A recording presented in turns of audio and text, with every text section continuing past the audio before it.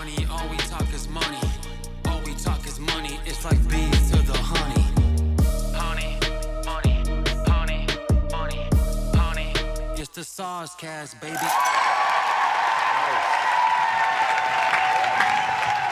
Welcome to a Tuesday edition, old school, of the SOSCAST. Soz and Nat Reacts. Here we go. It's just you and I today, Nat. I love it. No guests, Aww. no panelists, no You're lovely so far. ladies. You're so far away. It's okay. Don't touch me. Welcome to SOSCAST, the sexiest financial show in the world. This is where finance meets romance. You know what we do. We have one goal. We have one objective. We have one main purpose. We want to see you guys out there get paid, laid, and do it your way. Today's a different type of episode, by the way. Yes. We're not going to be talking too much about money, but we will at the end. We're not going to be talking too much about relationships, but we may. It's sort of like business relationships, networking relationships, not so much dating. That might come into play here. Yeah. But not sure if you know this, have had a crazy week. We're flying out to Vegas later today. Yes. To go to the PHP annual event, which Patrick Bet-David does at the MGM Grand in Las Vegas. Sick event. Amazing. Past couple times I've been there. Who's been there? Nicky Jam, Yeah. Shaq, Sebastian Maniscalco. Kevin Hart, Kobe Bryant. Oh, yeah, George just a couple other names, Bush. yes. Just a few big Just a couple names. Jordan Peterson. Jordan Peterson. We interviewed Mike Tyson there. Yep. May or may not smoked a joint with him. I don't know. That's why I said may or may not. I don't know what we did. This year, UFC Hall of Famer, Yeah. gangster-ass Russian Khabib will be speaking, Yep. as well as Charlie Kirk, who's an absolute beast, whether you're on the political right or the political left. Dude's got skills. Will Guidara, who ran the nicest #1 restaurant in New York, world. will Yep. also be there. He'll also be at the Vault. Yeah. Gonna be a sick event. Amazing He wrote the book called Unreasonable Hospitality. Yep. And that's why, I wanted to bring milkshakes for all the production staff here. Oh. So they can get a little taste of Soz's unreasonable hospitality. Oh. And maybe they get a little, shake in their life. Maybe they got to run to the bathroom real quick. I don't know what they got to do. So that's what's going on, the PHP event. This past week, you might have heard, the Tates are off of house arrest. They're I've been home. speaking with, they've been home. I They're know. on house but arrest. like, Now they're about like to leave their home. freely home. Yeah. We'll discuss that. I've heard back from Tate's camp some messaging that they want the world to know. I'm in touch with both the brothers, both those guys, their entire camp. Obviously, as PBD, we've done multiple interviews with those guys. I think the world of them. I think their message is beyond necessary for men today. We'll discuss that today. Yeah. We went to this little upstart podcast. Patrick Bet-David did it, and he brought Vinny, myself, and a couple of our team members over to little podcast in Austin, Texas, called the Joe Rogan Experience. Whoop, whoop. We'll discuss our experience with Joe Rogan there. So if you guys want to know the little inside scoop of what's going on in Rogan world in Austin, his show, his comedy club, his favorite restaurant, we had a lot of meat, a lot of steak, a lot of beef. Where's the beef? We'll give you guys a little insight as to what it's like hanging with Rogan and his crew. We flew back that day. We had a podcast. We landed. We had a podcast, very interesting enough, with Nick Fuentes. Yes. Alleged white supremacist, alleged anti-Semite, alleged racist. I say alleged because if we learned anything from Tate, people will throw labels on you. So I'll discuss my experience with Nick. Very interesting conversation. Some highs and lows, so we'll discuss that. The next day, we had the mayor of Miami, my amigo, my compadre, mi gente, Mayor Francis Suarez, who I've known for years, who's an absolute beast. He's a candidate in the Republican primary. He's working on getting on that debate stage with DeSantis, Vivek Ramaswamy, Tim Scott, Nikki Haley. So we'll discuss a little bit of politics today, but more about the networking component with that. And maybe a guy named Donald Trump might show up on the debate stage. I don't know if you've heard of this guy, but he may or may not debate. I don't know. So we'll discuss our experience with Vivek, because PBD did a town hall with Vivek. Yep. That was sick. Yeah, it was we'll amazing. discuss if he may or may not be the first millennial president in the history of the United States. We'll see.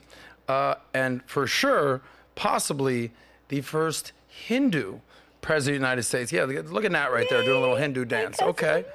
Now, you got a little Indian in you. I do have some Indian in me. You're yes. here with your family, your dad, your mom, your sisters. Yes. The whole squad. Yes. For During all Indians. that, maybe we'll talk about a little minor red pill drama that was directed towards your boy Soz. Oh, all yes. good. I'm a big boy. Oh, yeah. We'll talk about that. We'll talk about some of the things that happened on the aftermath of the Nick Fuentes, what's going on with that. We'll talk about Lizzo, and he got into it with Tristan Tate. Yep. We'll talk about that today.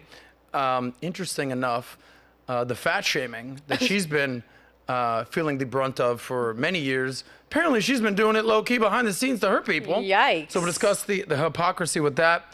And last but not least, we're talking about your money and if being too agreeable costs you money. The book No More Mr. Nice Guy. Maybe for you nice guys out there, they say nice guys finish last. We'll debate that. We'll have some conversations about that. PBD has done some videos about not being too nice and not being too agreeable, and whether it's better to be selfish or selfless. So a lot to cover on today's episode. We're going to go rapid fire. We got a lot of things going on today. It's just me and you today, Nat. Whoop, whoop. I love it. Me and you today, Aww. Nat. Throw those Like the old L's in the days. chat if you love Nat, or throw those L's in the chat if you want to see Nat get the boot from the SOSCAST. We'll see. She's skating on thin ice Not over here. going anywhere. But it's been a wild week, and I want to share that with you guys. Yes. Real quick, just shout out. What's today's date? Today Today is the 8th. the 8th. So we are about 21 days out from the Valuetainment annual event bonanza extravaganza called The Vault. A couple little no-name guys will be there. Tom Brady. Your crush. Mike Tyson. Yeah, my man crush, Tom Brady. Mike Tyson. Yes. Will Guidara, who we just discussed, will be at the PHP event. Ran the #1 restaurant in New York, the author of Unreasonable Hospitality. We'll discuss that. And PBD will be there. My The fave. BizDoc will be there. My fave. I'll be there. Vinny will be there. The whole squad will be there. I love it. If you have not gotten your tickets to the Vault, we'll put a link below to thevaultconference.com. Mario and Leo and the entire sales team up there are working feverishly to make sure it's a packed house. I think 3,000 people will be in attendance for that. Yeah. But if you're not able to make the Vault, we have a little app or an application on the interweb called Minect. Yours truly takes that very seriously. I'm the #1 person on Minect. Yes, you are. So if you want to get in touch with me, ask me questions, do a FaceTime, have me respond to some of the challenges you're having in your life, where you can find me on Minect, as well as PBD, Andrew Tate, Tristan Tate, Sammy the Bull, Michael Frances. All our friends are on there. Minect, sick app that we developed to get in touch with you guys. I suck at my DMs. I'm low-key sucking on my emails. I gotta figure that out. I have 2 assistants, and I'm still running behind on DMs. You're my neck lover. And on emails, but I respond 100% of the time on Minect. And if you are an influencer out there or an expert that you want to get your message out to the world, you can also sign up for Minect. So check that out. So a lot of action going on here. Wild week. And now the week's only going to get crazier because we're off to Vegas, baby. Yes. And of course, in Vegas, I will be on my best behavior. I will be asleep before curfew every single night. I will not be going out. I will not be partying. I will not be drinking. I will not be gambling. I will not do any of that nonsense in Vegas the first night. Okay, yeah, And there we then go. we'll see what happens from there. Yes. But what happens in Vegas What? stays in Vegas. I hope so. Except for herpes, y'all. That shit's coming back with you. So Yikes. wrap it up, ladies and gentlemen, while you're out there. Yes. So that's what's going on. A lot of action, which we're discussing today. We're also going to be focusing on the super chats. I want to get your thoughts on the Rogan Experience, Andrew Tate, Nick Fuentes being with the mayor, Everyone Graham Stephan from- was actually part of that podcast with the mayor and PBD on the PBD podcast. We'll be out in Vegas. I'm going to be hanging out with Graham. Yep. We're going to be doing Access Vegas with Rolo and Michael Sartain. Nice. Zerka apparently is making an appearance. An appearance there. I'm sure everything with Okay. Zerka will be calm, cool, collected. No drama, no cursing. Certainly no drugs. So that's just not what Zerka does. Never. For sure not. And then I think Troy Francis will be joining us. A very reputable gentleman. And then a bunch of lovely ladies. So check that out on Access Vegas. Shout out to Rolo. Shout out to Michael. Thanks for having me on. You know, I think the world of those guys and what they do. Yeah. And then I'm joining another podcast from Ryan. What's Ryan's last name again? Pineda. Ryan Pineda. You're welcome. What a beast. He's Yes. an awesome guy. So we'll be doing his podcast out there. And his podcast is called, Joey, The Wealth of... Anyway, Ryan Pineda, absolute beast. You know what he does. So we'll be doing that out there. So a lot of action that we'll be discussing from this prior week and a lot of action that is upcoming this week, and the Vault, and Manect, and a whole lot of fun stuff that we'll be announcing coming up. What was that? The Wealthy Way. Let's do it. Speaking of the Wealthy Way, we will be discussing money. We'll be discussing some super chats with you guys out there. Thank you for being here on a Tuesday episode of the SOSCAST. It's just Nat, myself, and Malik the Freak. Let's get a shout out to him right there. Freak. Low key, absolute stud. He doesn't say much, but when he does, listen up, y'all, because he's going to drop some dimes. Nat, before I get this party started, and we'll get into what we're discussing today that we just addressed. What's new, girl? What's new in your world? What do you want the crowd to know? Yes. Well, happy SOSCAST Day, everybody. SOSCAST Day is always my favorite day. Get to spend some time with Sauce and you guys. So thank you all for tuning in. If we can all just take a second, everybody just stop in their tracks. Stop. Oh. Okay. I want you to subscribe to the channel. Okay. Subscribe to SOSCAST. Like, share. Do that right now. Let's take a second of silence. Subscribe. Little there we go. moment of silence and a right little there. like. Thanks, there we Nat. go. Let me have you guys like and share and subscribe. Do all that fun stuff. You know, we just hit 200K, so we really appreciate you guys, you know, subscribing to the family. You know, we're just getting started. This week is just showing you, like, we are, like, going through so many exciting things. So make sure you guys subscribe to the channels. You guys don't want to miss all the things that we're going to be touching and doing. So we're super excited. A lot of events headed, you know, our way, and it's about to get started. So make sure you guys do all that fun stuff now. I'm seeing in the chats, you guys actually really enjoyed some of the guests we've had from Nick Fuentes. I'm seeing a lot of Nick on here, so that's an interesting take. We'll be reading all super chats today. I would love to hear some of your perspective on some of the things that we talk about today. I love kind of Sauce and Nat days because it gives you, Adam, a chance to really speak on certain experiences and talk on certain topics that I think your perspective is very valued. That's why you're number one on Manect. Thank you, Nat. So let's get this party started and let's get ready to go. So, quick little money chat real quick. Want to give a shout out to a group that I think is crushing right now, and that is American Hartford Gold. You know, I'm all about saving that money, being smart with your money, being prudent, being fiscally conservative with your money. Save that money. And there's ways to save that money. There's different asset allocation strategies. And one of them is investing in gold, saving in gold, beating inflation. I love gold. So, you know, I'm all about diversification of your assets. So save before you invest. And then when you invest, what are you investing in? You know, I'm big fans of 401ks and Roth IRAs. I'm not a huge real estate guy, but I do invest in REITs. And then a conversation that I had with Robert Kiyosaki years ago was, not years ago, months ago, and years ago, multiple conversations when I've interviewed Kiyosaki. He's like, man, you got to get in on the Bitcoin, you got to get in on the gold, and you got to get in on silver. I said, tell me why. He's like, and he ripped up a Zimbabwe dollar, and he's like, this is nothing. This is toilet paper now. This could happen to the US dollar, you know, with everything that's going on with BRICS out there and basically major countries out there trying to get off the US dollar, which has been pegged as the gold standard, ironically enough, of currencies out there. But basically, here's the deal, what happens with gold, okay? So American Hartford Gold will ship physical gold, actual physical, I just robbed the bank, I got gold, physical gold, or silver directly to your door, or they can set you up with a gold IRA. If you do have an IRA or a Roth IRA or 401k, a small percentage of your asset allocation, you know, look into gold, silver to help you beat inflation. So American Hartford Gold has earned a 5-star rating from thousands of reviews, thousands of reviews. We put the link right there. But more importantly, they received an A+ from the BBB. You know what the BBB stands for? No. The Better Business Bureau, baby. There we go. That's 4 B's right there. I threw that extra B in for you. I had to count it. Okay, BBB. So here's a deal for all our valuetainers out there, fans of the SOSCAST. VT deal from American Hartford Gold. They will give you up to $5,000 for free. Free money. Save that money of silver on your first order. Click the link in the description. We have that below. Or you can call 866-443-6361. Okay. 866-443-6361. Or you could text SOS, S-O-S, to 6553. 65-532. Help. 65532. Again, here's the numbers: 866-443-6361, or text SOS to 65532. Anyway, shout out to American Hartford Gold, We love helping gold. you diversify your assets and your allocation strategy. So when you save that money, you beat inflation and make a good ROI on that money.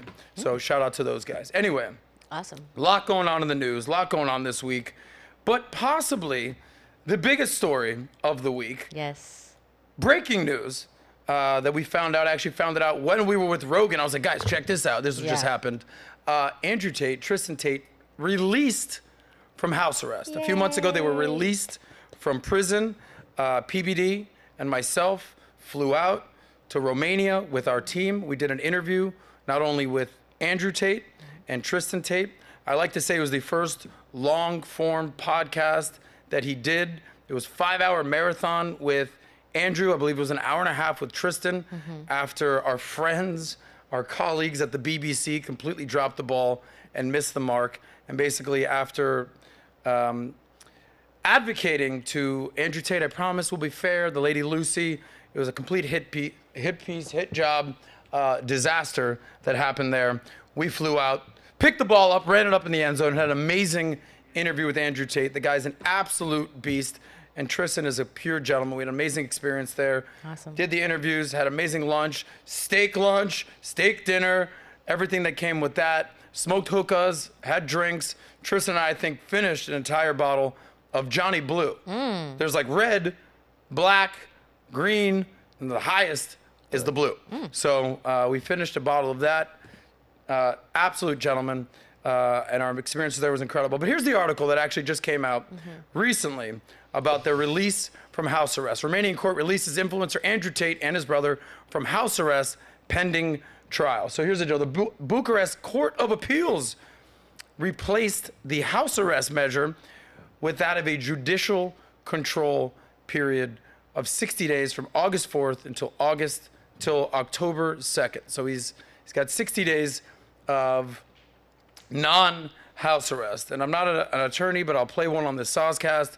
So here's what happens under judicial control. There are basically 3 main rules if you're keeping up with the Tate story, if you want to know what's going on there. Rule number 1, the Tate brothers can leave their house, but not the city of Bucharest. All right, cool. That's fine. They're saying they're not a flight risk. They're allowed to leave their house. Not sure how much time they're going to spend leaving their house, but if they want to, you're allowed to leave the house. By the way, their house, the compound I would call it, absolutely sick. If there's a place to be on house arrest, not a bad place to be, from my experience. Didn't feel like I was in jail or basically dealing with anything non-fun being in the Tate compound. It was great. Nice. Number 2 of the judicial control, 3 main things. Number 2, they have to regularly check in with Romanian police. We get it. You understand. Yeah. There's check-in. There's protocol with that. Here's actually the funniest one. Not so much funny, but number 3, they cannot visit their alleged victims. Here's the funny part with that. I don't think they exist. Okay? Non-existent. I think they're just scrambling, that they've been looking for victims. Nobody has actually come forward. No actual real names. No credible sources. It's all allegedly. It's all hearsay. A lot of it, they track down people in the UK from 10 years ago, someone that they may or may not have a relationship with 10 years ago in the UK. No. Basically, has nothing to do with Romania, or certainly in Bucharest. So interesting enough, so the boys are back. The boys are back in town. So shout out to those guys. I reached out to their team. They actually were very positive. They were ecstatic. They were happy. Good. And the overall message was like, yeah, we knew this were coming. Of course. Because we're innocent. And there's nothing, there was no there. There's no crime there. And they knew, in the interviews we said, it's like, where are they finding these people? Who are these alleged victims? Nobody has said anything. And sort of humorously, they were like, so we're being convicted of trafficking girls who did TikToks for us, and we took all their TikTok money. I don't know anybody that's making money from TikTok. And if it is, it's very little. And he goes, who in the world spends 35 years becoming a businessman, kickboxer, influencer, and then all of a sudden just decides to do human trafficking? Yeah. Doesn't work that way. a big decision. So, I think those guys are innocent. I've been saying that more and more loud and proud. The mainstream media will have you believe he's a misogynist and all these sorts of things and a human trafficker. He's just the freaking top G. He's a dude that's doing his thing. Here's sort of their message of what they had to say. So Tate was like, it's a counterattack, baby. Counterattack on the Matrix. I was like, respect, dude. Good for you guys. Tristan was like, look, this is a long time coming. And he basically said if there's any evidence, they would have kept them locked up, but they didn't. The Romanian government knows that they messed up. So I think this is going to be a slow drip of, all right, you're off house arrest. All right, we didn't really find anything. All right.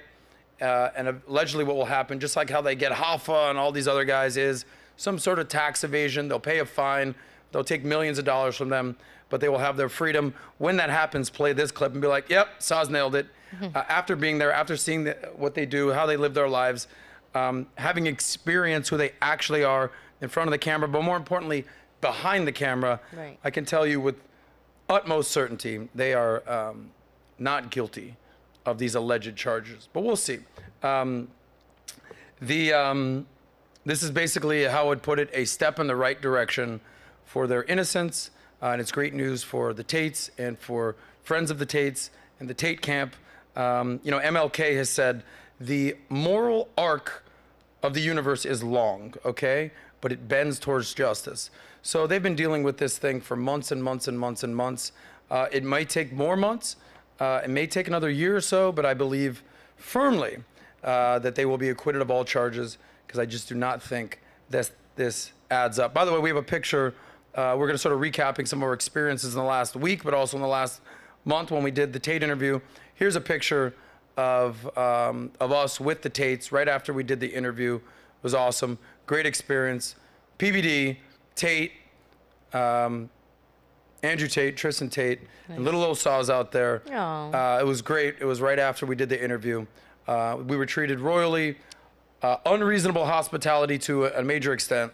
And they have advocates that the mainstream media will not advocate. Tucker was one of the few people that actually interviewed them, that has been advocating for them, as well as Candace Owens, as well as our friend Jay Waller, who was just on the show recently. I believe we have a picture of him right after the show. This good-looking 6'4" gingerbread stud was out here. We have that picture, Malik? Yeah, there's Jay Waller doing his thing. He's been one of the few people who has a major name that has been basically singing their praises on what they do over there in their network, which was formerly known as Hustlers University, which is now the Real World, which also, what's the group that they all do? Help me out in the chat here, guys. Is it War Room? The War Room. Thank you, Malik. Shine a light on Malik right there. The War Room right there. There's a lot on my mind right now, but respect to them. But long story short, I think those guys are absolute studs, and we will see their acquittal in no time. Here's a clip, actually, from Tate, what he had to say when Romanian journalists went out to visit him right outside his compound, just to put an exclamation mark on what he's got going on. Go ahead. When I was thrown in a jail cell, the media reported and told the world that I was a terrible person. They said that I hurt people and I make a lot of money from criminal enterprise, and here we stand 7 or 8 months later and I've not seen a single victim on the news. I don't know if you have. I've seen lots of girls sticking up for me, lots of people defending me. I've not seen a single person stand up and say that I have hurt them, not one. It's very exhausting to continue to perpetuate lies. It's very hard to keep lies afloat when you have no actual evidence. We've been completely innocent since the beginning of this, and I have to give absolute faith to the Romanian judicial system for finally making the right decision and letting us free. I'm sure in the end we'll be absolutely exonerated, and everybody who was pushing these lies and reporting things on repeat without any substantial evidence are going to have to analyze within themselves why they decide to try and destroy people's lives purely for views. I've done nothing wrong. God knows I've done nothing wrong. In my heart, I know I've done nothing wrong. I think the people at home who with a functioning brain understand we've done nothing wrong, because nobody has yet to identify a single victim which is saying that we've done anything to them since the beginning of this entire process. In January, when I was thrown in a jail cell, the media report. Okay, keep playing that clip. That I hurt people and I make a lot of money from criminal enterprise, and here we stand 7 or 8 months later and I've not seen a single victim on the news. I don't know if you have. I've seen lots of girls sticking up for me, lots of people defending me. I've not seen a single person stand up and say that I have.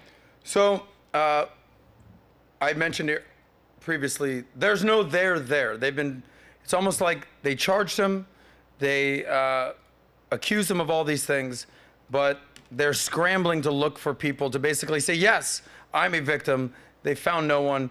And as Tate said, it's hard to keep the lies afloat when you have no evidence. So I believe that they will be acquitted. By the way, we're going to do a poll in the chat.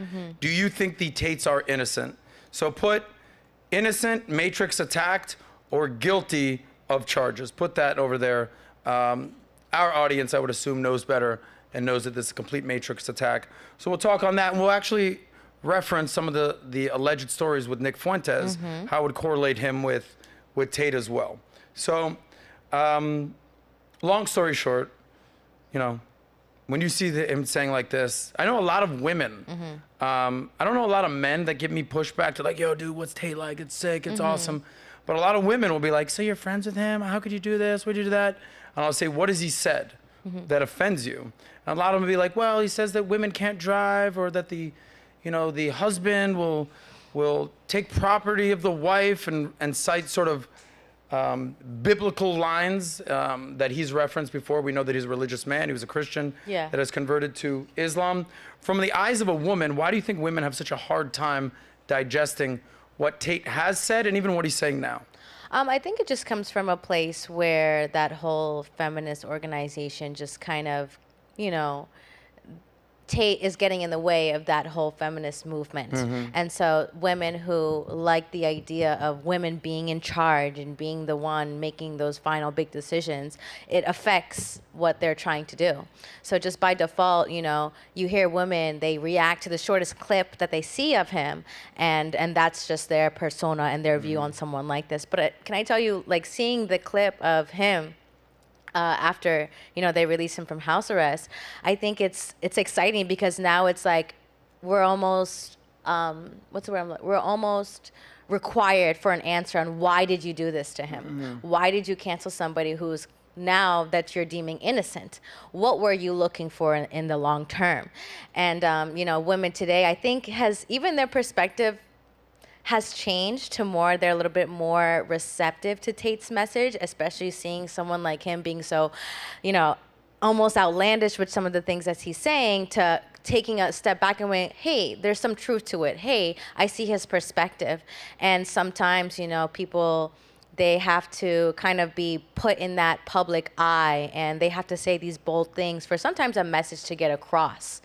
But I think a lot of the time today, I'm seeing actually a lot of women, at least on my feed, they're agreeing with Tate and his perspective. And I love to see it, because it's kind of like, you know, you have somebody who is for women, but he's also explaining what men want from women. And a lot of the time, you know, we talk all the time, a lot of women don't know what men want. So the best way to get that information is to get it from a man. So, you know, to see someone like Tate kind of go through this journey, and it's sad to see, but as much as it was awful, I think it really showed the world a side of Tate that needed to be shown. This also was very interesting to see, and I think what's going to be interesting to see moving forward is how his perspective has changed from before, you know, when Tate was on his come up, to Tate going to jail, to Tate out of jail, to interviews with different people who are looking for things out of him. So it's very interesting. I'm excited to see like that version of Tate. You know, he even brought up with Candace Owens in that interview about marriage. You know, so you have somebody who went viral on some of the things that he said about marriage. Now he's kind of changing his perspective based on the things that he went through. So I'm excited to see this version of Tate. You know, I think it's needed in the world. And I think a lot of women needed that message. Can I tell you, as much as women got irritated and they may hate this guy and whatever opinion, I think women, you needed the message and you need to get it across. And, you know, I think it will help you find the man you're looking for, and also kind of humble yourself, right? Maybe we're thinking about making certain decisions, and after hearing certain feedback from these individual type of men, that will help you reconsider some of the decisions you make. And sometimes you need that before you make a decision. So sometimes women need to hear the cold hard truth. Yes. Sometimes that's tough to digest. It's not palatable. But he does speak a lot of facts. Yeah. And as for you men out there, don't be ashamed to be a man. Don't be ashamed to have standards. Don't be ashamed to have boundaries. Tate is all about that message. And you might not be a 4-time kickboxing champion, multimillionaire, Bugatti driving, ass kicking top G, but be a man and work on yourself and improve and work out. Get your money right, get your game right, get your personality right. be a good person, be a good citizen, deliver value to your work, to deliver value to society, and only good things will come. Don't believe the feminine message of just basically toxic masculinity, and men need to be more sensitive and more emotional. That's a component of being present with your woman, but it is not the overlying message that men should be striving for. You should strive to be a rational, stoic, strong man to protect your woman, not the other side of the equation, of the spectrum, which is the weak, feminine, Dylan Mulvaney-esque, trans, there's no difference between a man and a woman component narrative that's been pushed out there. Yep. You're a man, be a man, and good things will happen if you do good things. Last point, you brought about the women. Any woman I've asked, even whether they agree with them or disagree with them, I'll say, do you believe innocent until proven guilty? And they're like, I don't like his message, but yes, innocent until proven guilty. They have not been guilty of anything. I know that the court of public opinion, especially those on the far left side of things, or the feminist side of things, on the weak men side of things, want him to be guilty, but just because you want that doesn't mean it's true. Innocent until proven guilty. And the last thing that I texted Tristan and Andrew, I was like, they know you're innocent, and your comeback is going to be Insane. epic. Yes. They threw back a fist bump and a heart.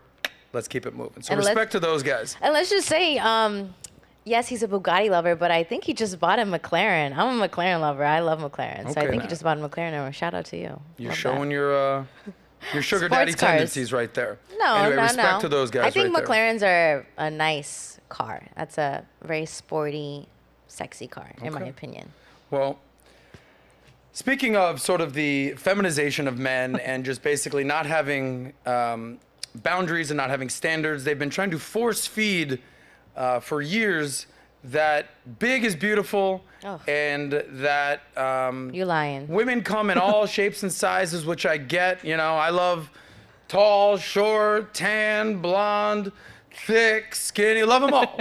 I get it. But there is a symbol of beauty that has traditionally been known, the Victoria's Secret catalog type things. We've seen them change their models and their narrative, and they've been trying to force feed us for years that Lizzo is beautiful.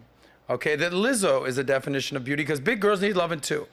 I get it. She can be But let's stop beautiful. pretending that she is the standard of beauty for women. And as ironically as enough as you would have it, Lizzo is now in the news for allegedly fat shaming some of her backup dancers. That's what and she why do I does. bring this up right after that we just discussed about Tate and masculinity and having standards? Is because now there's a sort of war of words on the interweb between Tristan Tate and Lizzo's camp, or the people defending Lizzo. So that's sort of the marriage of this story right here. Pull up the story if you can of Lizzo. So she's accused of sexual harassment and fat shaming. These are dancers of hers, Ariana Davis, Krista Williams, and Noel Rodriguez. You wouldn't know these people, but let's scroll down and read this story and punch in if you can. Shame. So basically, here's the deal. Here, I can't even read that, so just can. I'll get this. Lizzo and her production company, Big Girl, Big Touring, BGBT, are facing lawsuits after former dancers are alleging sexual harassment, racial discrimination, and of all things, Lizzo, fat shaming. Ironically enough. So dancer Ariana Davis, one of her dancers, alleging that Lizzo and dance choreographer Tanisha Scott questioned the dancer if she was quote unquote struggling with something, as she seemed less committed to her role on the dance cast. All right, not the SOSCAST, the dance cast right there. The case details in professional dance, a dancer's weight gain is often seen as that dancer is getting lazy or a worse off as a performer. Lizzo and Mrs. Scott questions about Mrs. Davis' commitment to the tour were thinly veiled concerns about Mrs. Davis's weight gain. So though they never explicitly stated, the question gave Ms. Davis the impression that she needed to explain her weight gain and disclose the intimate personal details about her life in order to keep her job. This is Hypocrisy 101, ladies and gentlemen. So here you have backup dancers. I don't know these dancers. Frankly, I don't even care about these dancers, nor should you guys care about these dancers. What you should care about is the hypocrisy. For years, they've been force-feeding men. How could you say that Lizzo's not beautiful? How could you say that she's not the definition of a woman? How can you say that she's not beauty manifested, and that men should not fat shame her. And we're all like, She's fat. She's extremely overweight, Yes. clinically obese, and we're just not into it. Now, is she Yikes. talented? Is she a great singer? Is she a great Sure. performer? Sure. If you're into that music, no doubt. But the pushing of the beauty narrative is far-fetched, and guys aren't buying that, right? So read between the lines here. So here's what Tristan Tate actually had to say. So let's put up that article about Tristan. So I want to kind of circle back to a man having standards, a man having boundaries, and a man basically understanding where hypocrisy comes in. Tristan Tate fires shots at Lizzo amid sexual harassment scandal, claims his victims vouch for his innocence, and trolls label him irrelevant. I don't know about that. So after hearing the news, here's the tweet, if we can scroll down. Tristan Tate took to Twitter, which is now known as X, and fired shots at Lizzo. So you got that tweet, Malik? Yep. Yeah. Okay.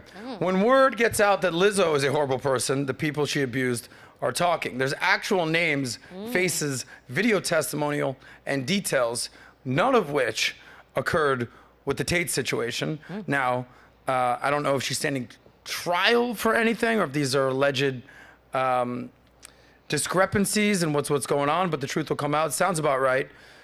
Tristan, where are my victims? Oh, right, they're saying I'm innocent. So the victims are saying that he's innocent, but they don't share those people. They don't talk about that. Fake chat logs, though. So, Lizzo. Do you find Lizzo to be beautiful? I think it depends how you define beauty.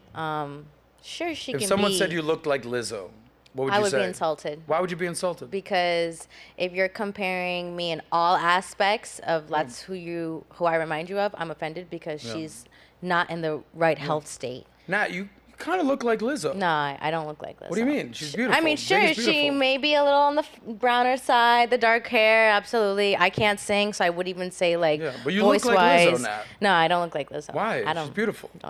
Don't insult me like that. Why would I'm Don't not? insult I'm me like paying that. you a compliment. No, it's not a compliment. She's the definition of beauty. How could you say that? She's not the definition Tristan of beauty. Tate, he doesn't Shame know what on he's her. talking Shame about. on her. This Tristan is Tate doesn't know what he's talking about. No, this just shows you that. What do they say? People, when you get money, it just shows the person who you are.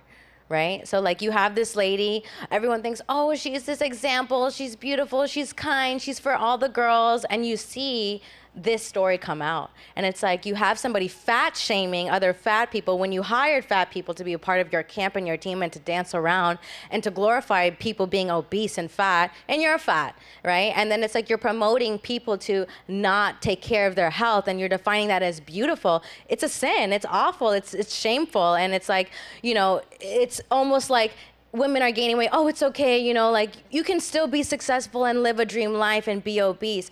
Sure, but that doesn't mean your health is okay. Like you see someone like this, and if you want me to be honest, I just never got on the Lizzo bandwagon because just even physically, she's not somebody that I would even admire and want to look at. So I struggle with wanting to hear her perspective and the thing that she vouches for, because with how it looks like she takes care of herself, it doesn't match with how I take care of myself. So I wouldn't look at her as an example. I wouldn't want to be compared to her. Now, does that mean she's not talented? Does that mean that she's hideous? No, it doesn't mean that. I just wouldn't relate to somebody like that, even just by a physical, like, perspective, in my opinion. And it's a shame. I don't think... Well, Nat, let me tell you something. Pisses me off, You're honestly. beautiful, Thank and you. you remind me of Lizzo. No, and I'm that's a good. compliment. Shame on you. To the highest extent. I'm going to get up and leave. All right. What do you mean? She's a beautiful girl. How would you? I don't like you fat shaming Lizzo. Well, she's fat, so there's no need to shame because it's a fact. Malik, Sorry. you know, you're a smart man. Lizzo, beautiful girl. What do you think?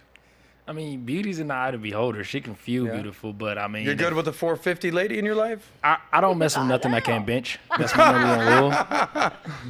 You're strong as shit, though. You can pick up 500. Not that much. You're not really to walk into a club and be, hey, girl, how you doing? You coming with me tonight? No, I mean, You don't think she's the definition of beauty? But even You're just being, fat shaming women, Malik. How dare you? I mean, I just How like. dare you? I just like Get what I with like. the narrative, Malik. It's not wrong Get for me with- liking what I get like. with- So like, if this I like, is if how I I like feel and she's beautiful. fat women, then I should be able to like have that opinion freely. Okay. Like it's always like, oh yeah, I don't like this, and you're wrong for not liking that. Like you can't tell me. Yeah. what but I even can and being can't that big is not even feminine. like in my opinion, being that big is not feminine at all. How do you want a man to look at you like, oh, I want to take care of you, you know, you're gentle, you're kind, you're soft, you're, you know, like coming from that feminine perspective, and you're twice the man's size. Like, how does a man treat you gentle and stuff like that when you are devouring space? You know, devouring space. Way to go, Nat. I'm sorry. So here, it's just obviously I'm being a little sarcastic here, but here's my biggest problem. It's threefold. Number one, the media. The media has been pushing this narrative. She's beautiful, don't say otherwise. She's beautiful, don't say otherwise. Okay, then the feminist movement will basically say, how dare you? Any women can be like this. But when you basically say, well, what do you mean? You look just like Lizzo.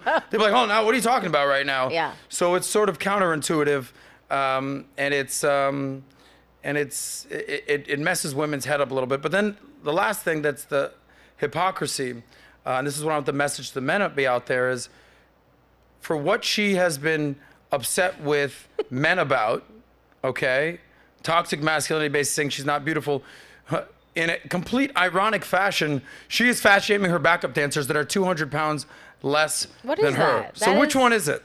That is awful. I don't get it. So there's actually, you know, the comedian Bert Kreischer, he does Two Bears, One Cave. He, ironically enough, I don't know if you can push this in, Bert, B-E-R-T, Kreischer with a K. He basically did a fake male photo shoot, basically saying, no, I'm beautiful too. This is the definition of masculinity. If you can hit those images, we'll show that. But basically men who are overweight, fat, obese, eating McDonald's every weekend, they're not put on a pedestal as men. See, Two Bears, One Cave, but can you see the like photo shoot? I've seen them. Okay, there's a shirtless, if you can. Okay, but basically all the women are like, disgusting, put your shirt back on. It's like, he's probably 100 pounds less than Lizzo. Yeah. So which one is it? So I get it. Nobody wants to be fat shamed. I get it. But don't be fat promoting. Yeah. Right? Don't be fat advocating. Don't be basically making us believe that this narrative is actually real, because men understand what beauty is. Now, there might be some outliers, these skinny random dudes that love fat girls. Sure. But for the most part, us men, we have standards, and there's nothing wrong with men having standards. But you know, when you see companies like Victoria's Secret completely shift away from what traditionally has been the crux of beauty and the manifestation of beauty, the actual angels, and they start to put in the Lizzos of the world, guys are like, yeah, I don't know, something's up here right now. So, you know, famously it's been said, facts don't care about your feelings. Fact is, you're obese.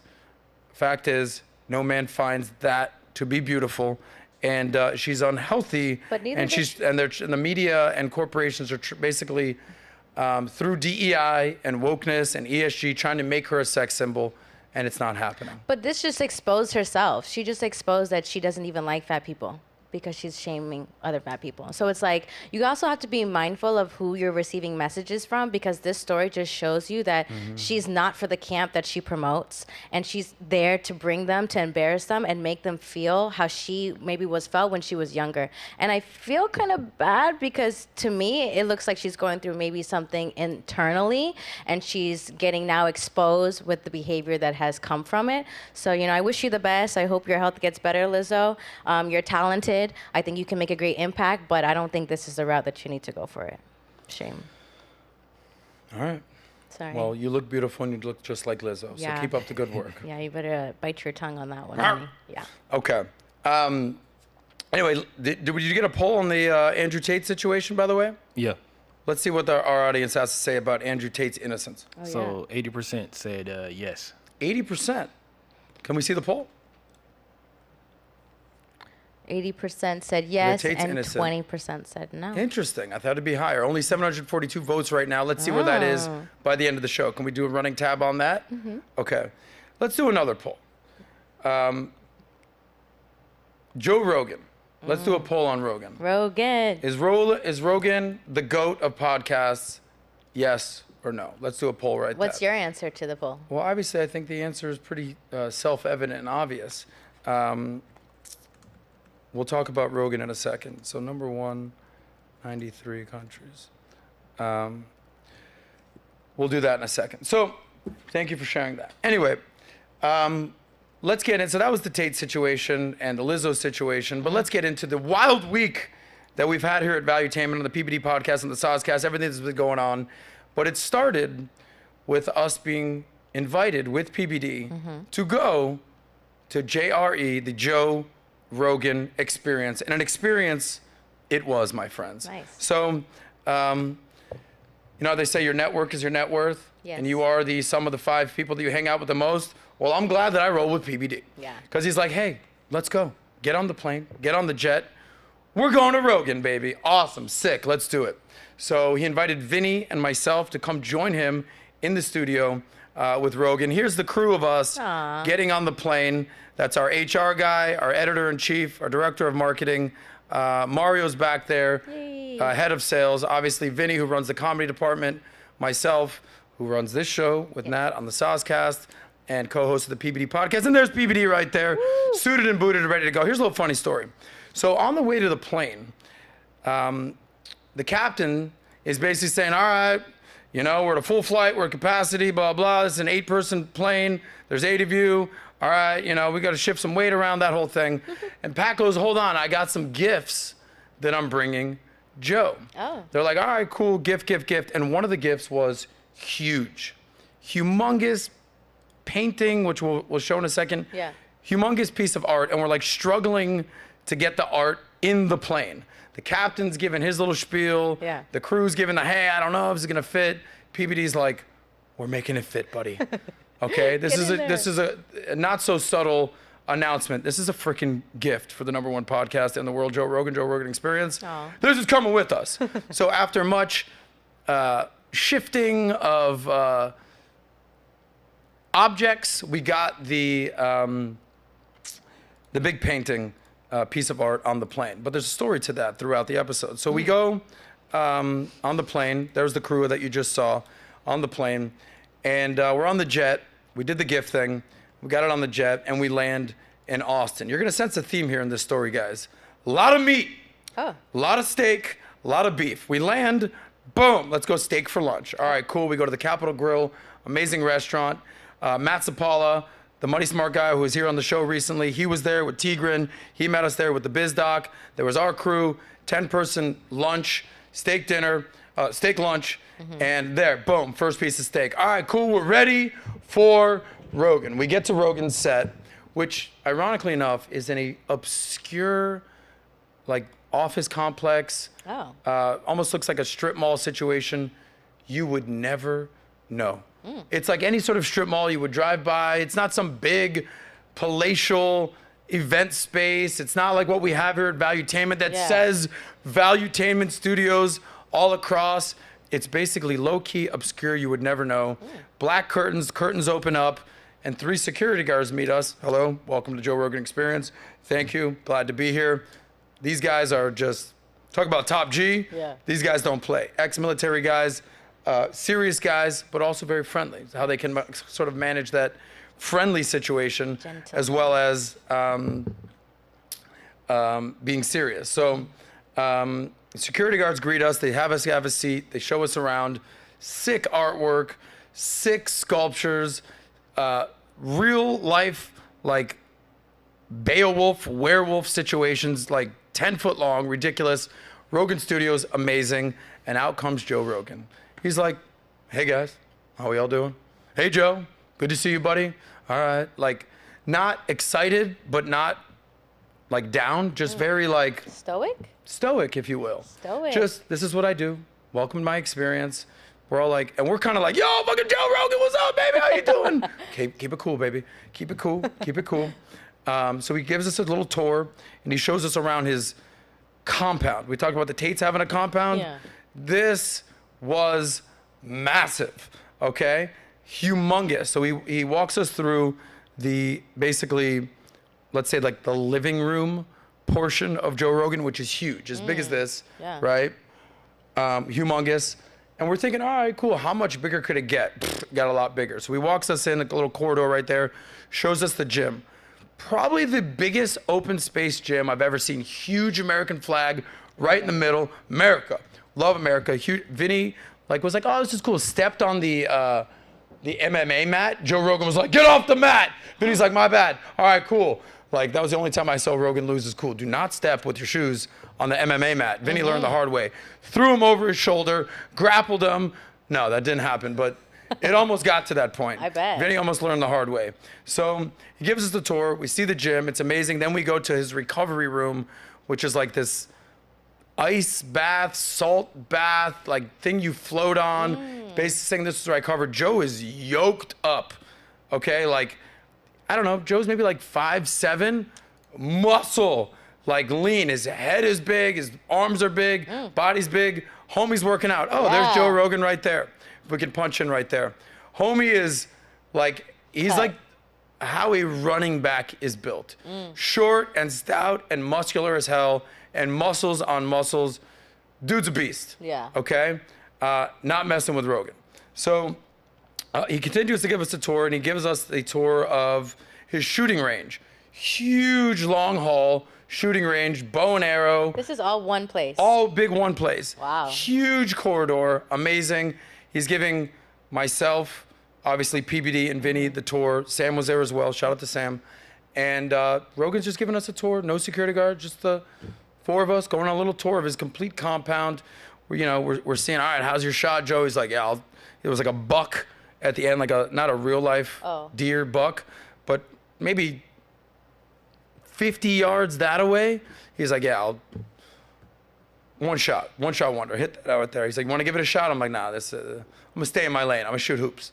Yeah. So it was awesome. Then he took us to basically the pool hall, where this is the funny part. This is why I wanted to bring up all the pictures and the gifts that PBD was bringing. Gifts, pictures galore. Some haven't even been hung up yet.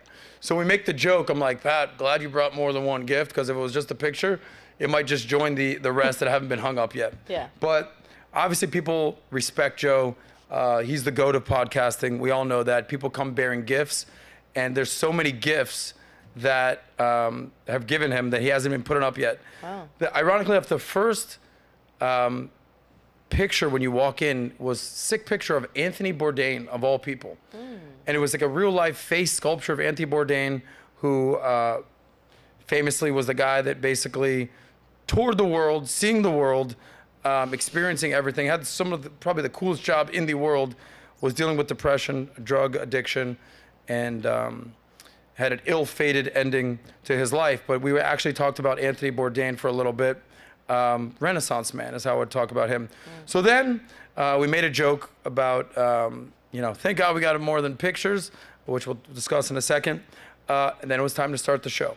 So PBD, Joe, they walk into the studio, they give us a tour of the actual studio that we've all seen a million different times on the Joe Rogan podcast.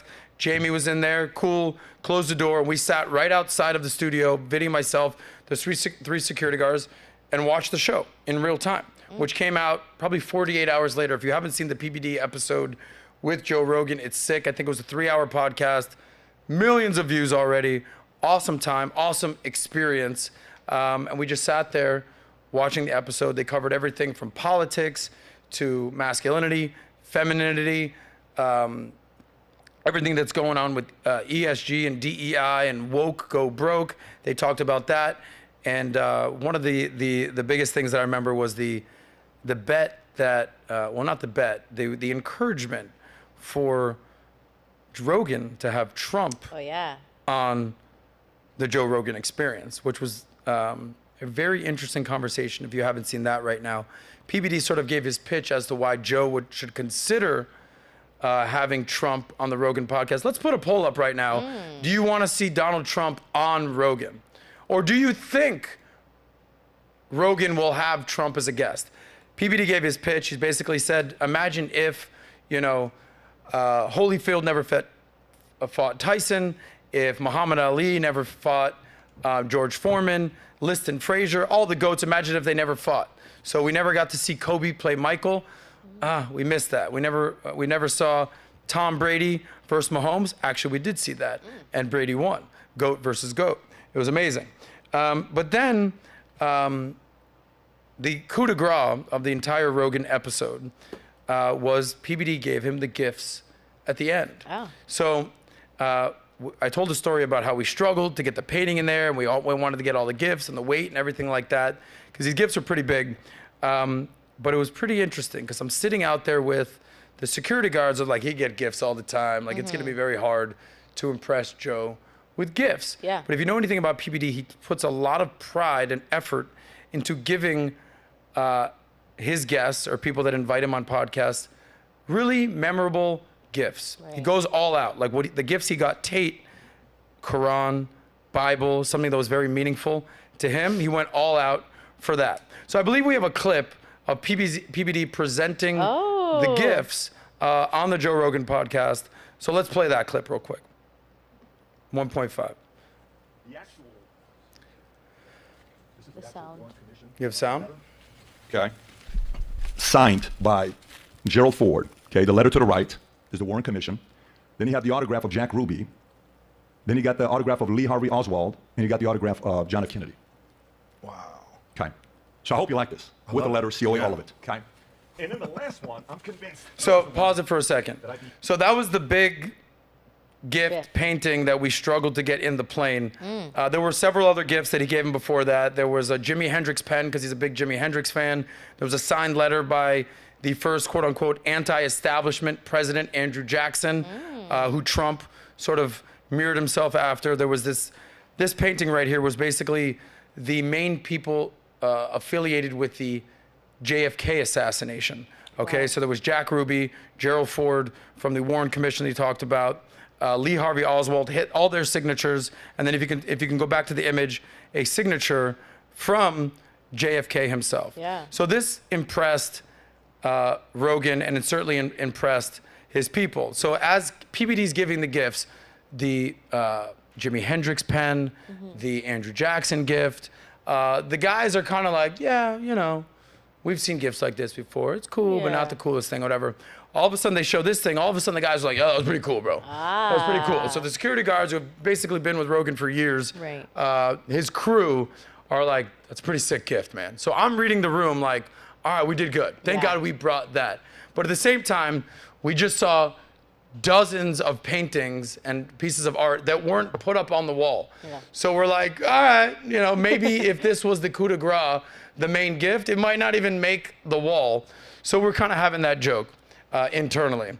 But then he gave him the last gift. And this was something that, again, PBD thinks very hard and very thoughtful of the gifts that he's giving.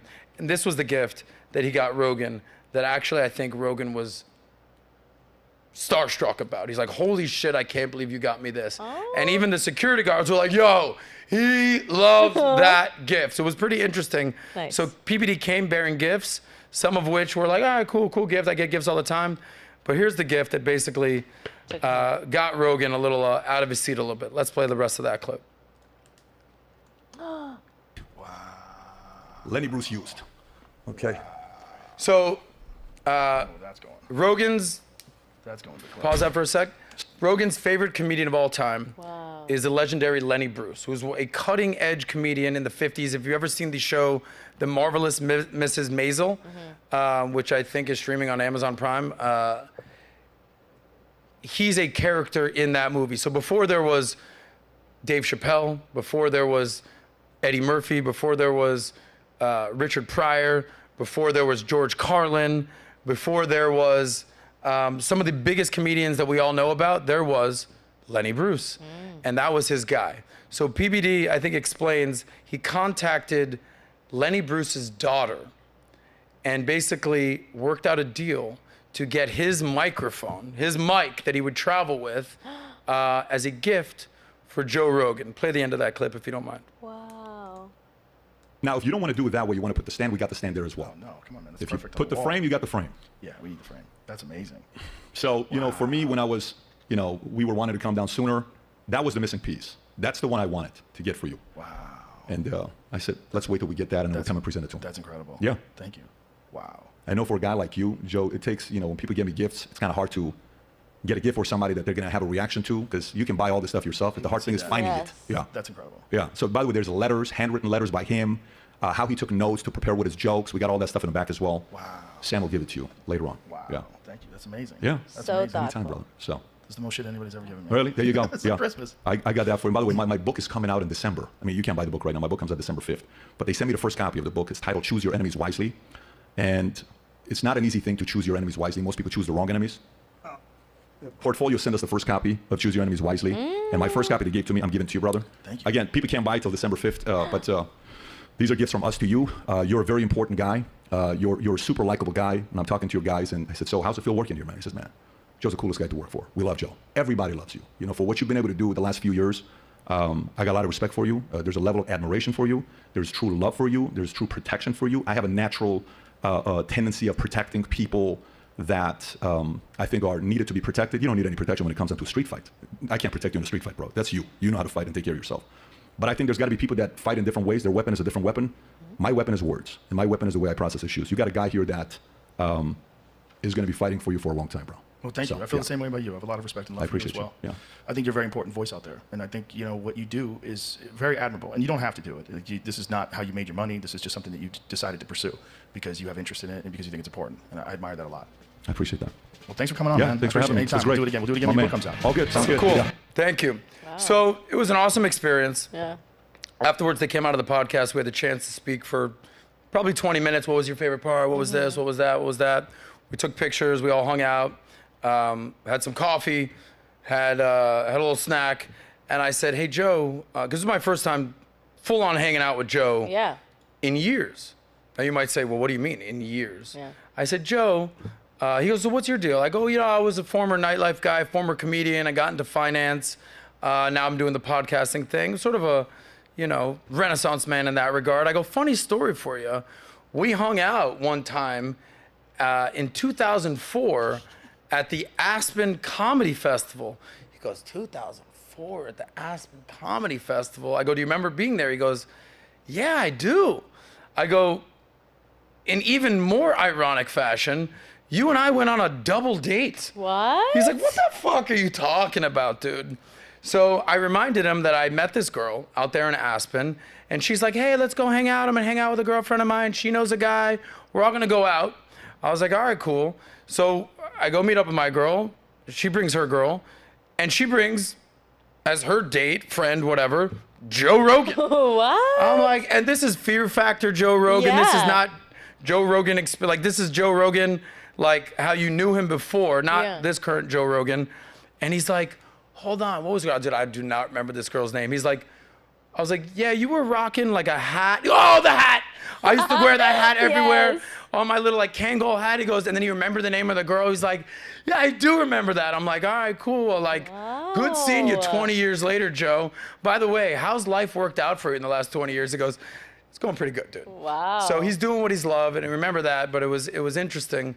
But just to see where Joe Rogan is at now, from the 2004 Aspen Comedy Festival when I was doing stand-up out there in Denver at the time, is pretty incredible. So he goes, hey, listen, guys, tonight you're my guests at my comedy club that he just opened up in Austin, balcony seating, VIP, bring the whole crew. Amazing, we got seats for you. I'll come kick it with you guys before the show. Amazing. We're like, cool.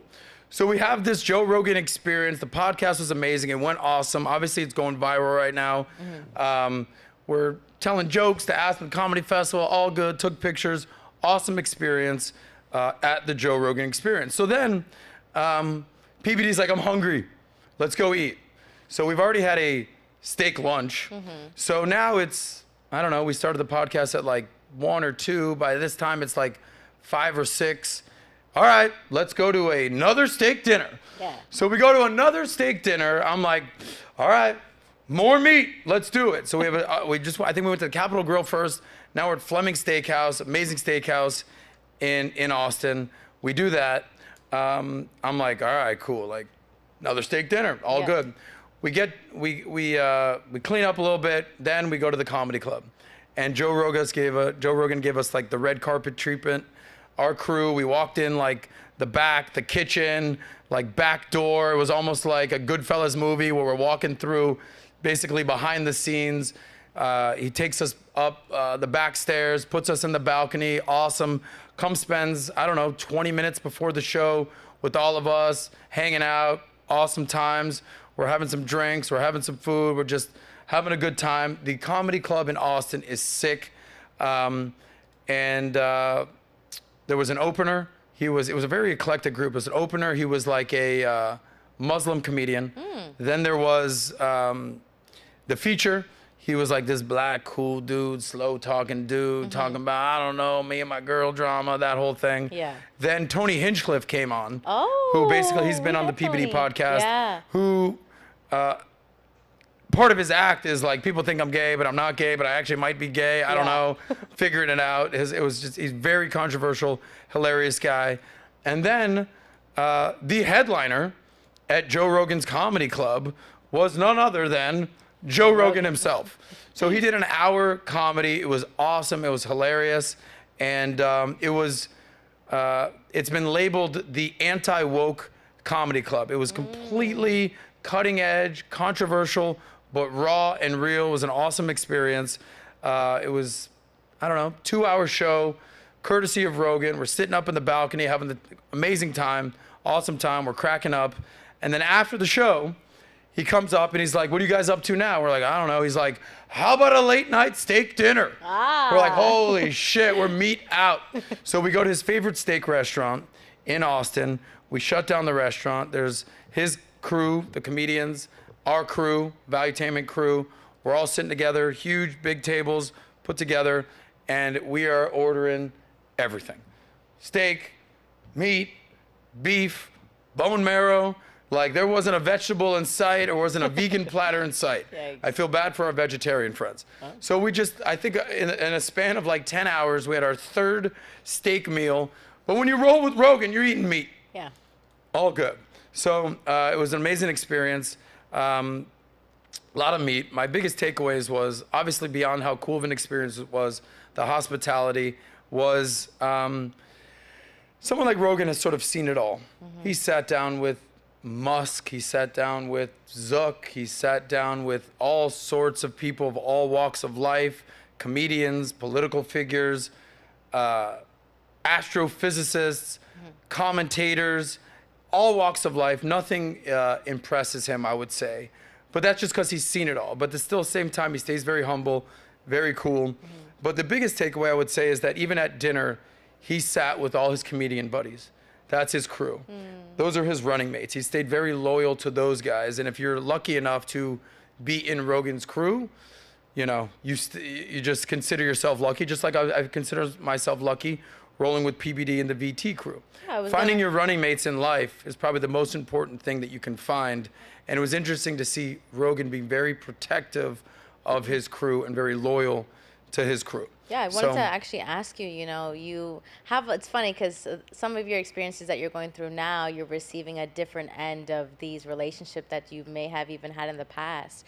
So it's like, a question for you is like, as you're experiencing some of these people and celebrities and the experiences that you're going through, do you ever like take a step back and think like, whoa, like I'm in a different phase of my career where I'm at the front end of with these celebrities now, you know? You used to be in the comedian, your come up phase, and now you're hanging out with people like Joe Rogan, Vivek, you're having different conversations.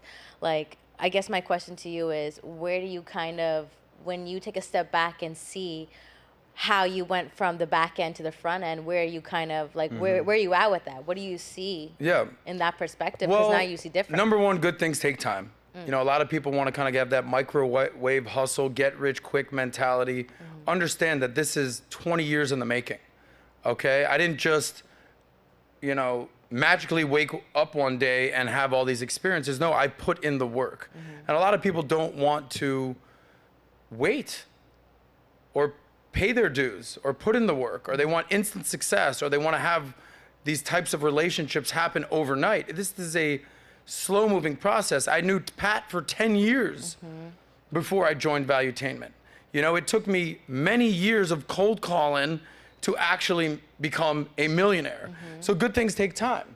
And then at the same time, having gratitude, knowing that things can be taken away from you in a second, not having a big head like, you know, I'm so cool, you know, I'm the coolest guy in the world. No, I'm still a regular dude. I just happen to be hanging out with more influential, important people. But don't let it get to your head. I think that's the number one thing, is that a lot of people will let success or who you hang out with get to your head. No. I think it's important to just stay humble, stay foolish, keep grinding, knowing that especially here at Valuetainment, the future looks bright and the best is yet to come. So for hanging out with the Rogans of the world, or the Tates of the world, or the DeSantises of the world, or the Viveks of the world, or the Alex Jones of the world, this didn't happen by accident. We put in work. You know, what do we say out here? Outwork, out-strategize, out-improve, outlast. You know, this is something that we plan on doing for the next 20, 40 years. Our run rate is very long. So don't do anything to fuck it up, right? So I'm very cautious of that. I'm very appreciative of that. And it's just an opportunity. And I think only better things will happen with the running mates we have here at Valuetainment. But the message for the young men out there is find your running mates that will be with you not for 2 years, 3 years, 5 years, for the next 20 years, and find success with them. And at the same time, there might be some people in your world that you like, that you're friends with, that you're doing content with, let's say, and they'll sort of come at you and they'll be like, you know, I didn't like what you did here. I didn't like what you said here. And, you know, they try to make drama happen where I'm not really here for the drama. I'm working on bigger things. So, I mean, are you kind of asking what some of this? I love that. That's exactly what I'm asking. Because at the end of the day, you know, during that come up phase, like, you didn't get to where you got to by accident, you know? And I think you nailed it when you said, like, you got to humble yourself. Sometimes people think, like, they're these big guys on the internet and the little guys mean nothing. And it's really not that, you know? It's you humble yourself. And as you meet these individuals and celebrity A-lister people, you realize, like, they're normal people. You know, they're just putting in that extra work. So I wanted to kind of get your perspective and kind of being on the different end of meeting these individuals to now being on a different I don't like table. Some people. Well, let me address maybe some of the stories that have been going out there on the internet over the last couple months with certain, you know, influencers in the RedPill space specifically. I don't have beef with anyone. I know you Like, there's don't. nobody I point to, but like, this guy sucks and I hate him. Okay. Now, do shows, especially live podcasts, go exactly as planned? No, that's why it's called a live podcast. People have the opportunity to say whatever they want to say. And I'm not here to defend this person or defend this person. I'm here to create an environment where you guys can defend yourself. And I'll call out men if I don't agree with them. And I'll certainly call out women if I don't agree with them. So a few months ago, we were on a podcast, no names, and a certain individual got mad at me that I didn't defend him from an opinion a girl had. Okay? And this person, I text them after the show because I didn't genuinely know this was coming or planned. And I was like, hey, dude, like, what was that? What happened right there? Well, genuinely, like, what happened? No response. So finally, I get a response like, hey, man, I'm ready to talk. And as this person is texting me, 2 days later, I'm flying out to Romania to sit down with Tate to do the interview. So as I'm sitting there with Tate, I'm getting involved in certain red pill drama, let's say, and excuse me if that was not my focus that day. Okay, so I'm like, look, man, like, I literally didn't respond. Probably didn't. I actually turned my phone off during the Tate interview. Did not respond. And by that time, what's done is done. People said things, all good. I don't have beef with this person. They had an issue with me. All good. I'm a big boy. I can take it. But I can assure you, I'm going to focus on someone like Tate and Tristan being there than whatever drama you want to kind of affiliate me with. Best of luck with that. So the next time this happened, a week ago, as we're on our way to Rogan, another colleague, friend, had an issue with how we did our podcast about a week ago. And again, I'm not here to defend your position. I'm not here to defend a woman's position. I'm here to have a dialogue, okay? And this person decided to basically say, I'm never coming back on SOSCAST, and I'm never, you know, I don't appreciate this. Cool, bro. Respect to you. All good. I don't have beef whatsoever. But as fate would have it, much like the Tate situation, when I'm with Tate, I'm dealing with, or not dealing with this drama. This drama is happening as I'm sitting down with Joe Rogan. So forgive me if I'm not texting you back, getting involved in certain drama while I'm sitting down with Rogan. Now, do I respect you? Do I respect your opinion? Do I respect where you feel? Of course, sure. But am I going to prioritize that over spending time with Rogan and being present, or spending time with Tate and being present? Hell no. Correct. So for the people that maybe have an issue with me, why I didn't get back to you sooner rather than later, it's because I'm trying to go here and you're trying to keep me here. And I'm not there for that. So I'm not disrespecting anyone. I'm not saying that anyone is not worthy of my time. Not in the least. I've responded back to all those guys. Yeah. But I guess I didn't do it in a timely manner that they wanted. But that's because I'm sitting down with fucking Andrew Tate and Joe Rogan. And I'm sorry, gentlemen. That situation took a priority to whatever drama you try to drag me into. So no disrespect. I'm cool with all these guys. I don't have beef with anyone. And if you have beef with me, that's on you. You just might not be invited back to SOSCAST and Valuetainment again. And I can assure you that is an invite that is getting more and more exclusive. Yes. So, and I commend to each you. their own. I commend you for also keeping your cool and being respectful even during times people aren't respectful to you. I think that's a certain level of maturity and stoicism. So I commend you for that. You know, I sometimes can get a little emotional, especially because, you know, I value what you do here and how people view you. So I may be a little bit more emotional in that sense, and I maybe not share, you know, to everybody, but I share to you. So I commend you for kind of also keeping me in check on that. That's not where we're going. That's not the destination. We're doing something way bigger. Don't focus on that. So I commend you, and I'm excited for the eye on the SOSCAST prize, ride. baby. There's always going to be people that try to get involved in Keep you little, distracted. you know, little petty drama. This is where we're going. So respect for that. All right, before we move on to our next topic, which actually, ironically enough, has to do with a little bit Rogan situation. We did some polls. I don't know if Nat has any things that she needs to get on her end. Let's go over what kind of polls we have, Malik, so the audience gets a sense of where we're at right now. Do you want to read it? This one. We have So this one yeah, going. do you think Rogan will interview Trump? Yes, 66%. No, 34%. Really? Very interesting. So I don't know if you know this. I had a bet with Vinny that I didn't think it was going to happen because Rogan has said several things, like he was not interested in having Trump on the podcast. He didn't want to help Trump. Rogan has pretty explicitly said he's not a fan of Trump, didn't want to help him. I think Pat made a pretty passionate advocacy for having Trump on. We'll see if that happens. But if the security guards or his team taught me anything, they're like, Joe does what Joe wants to do, and that's how it'll go. What other polls do we have? We also had, let me see, I have this one right here. We had the is Rogan the GOAT of podcasts? 79 said yes. You have that? Who did that? Pull that up on screen, Malik. I took a screenshot of it. I have it on my phone. But we have is Rogan. Did you do the poll or did Malik? Malik did. Okay, can you pull it up? I can't pull it up. But I don't have access to it. Oh, you don't have access. Yeah. Got it. All right. So 79% said yes, he's the GOAT of podcasts, and 20% said no. Interesting. So Yes. 80-20 on there. 2/3, 1/3 on whether Rogan will have Trump on. What about that Tate poll? Where we stand with that? The Tate's innocent, so it lets you only run one poll at a time, so you Ah, can't. gotcha. Once I do another poll, you can't vote on the previous poll. Yeah. Well, then you should have let me know that, buddy. So can people still vote in the Tate one, no. That's it. Polls are closed? Polls are closed. Polls are closed, guys. Polls are closed. I just learned something that we have to spread the polls out. There you go. Okay. Spread these polls. All right. Nat. I do have some super chats. Go for Let it. me go through some super chats. Thank you. We're actually getting a lot of first timer super chats. Shout out to you. We love that for you. We've got Luis Salvateria. Sauce, do you think Joe does not want to interview Trump due to the terms and agreements contract with Spotify? And this is his first super chat.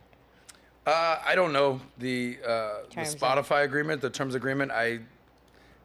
I'm venturing to guess that is not the reason. I think it is just that Joe didn't want to help Trump. And why do I think that? Is because Joe has said that. So that I think is the number one reason. But Gotcha. thank you. Awesome. Then this is from my last trillions, Nat's Spittin' Bars. Thanks. Nat Shout out to Spittin' you. Bars. Spittin', and he spelled spittin' wrong, so shout out to you. Shout out to my people that can't spell good like Nat. Love it. I love it. And then let me check if we've got any more last minute super chatters. Okay, so that's it for now for chats. I'll be reading the rest of them, so give us some more. We'll go through them. Thank you guys for watching. Stop, subscribe, and like the video. Thank Cool. you very much. Proceed. Well, thank you. Sauce. Moving right along. Yes. So we're sitting there at the Rogan Studios, Joe Rogan Experience. PBD and Rogan, I don't think discussed this on the podcast directly.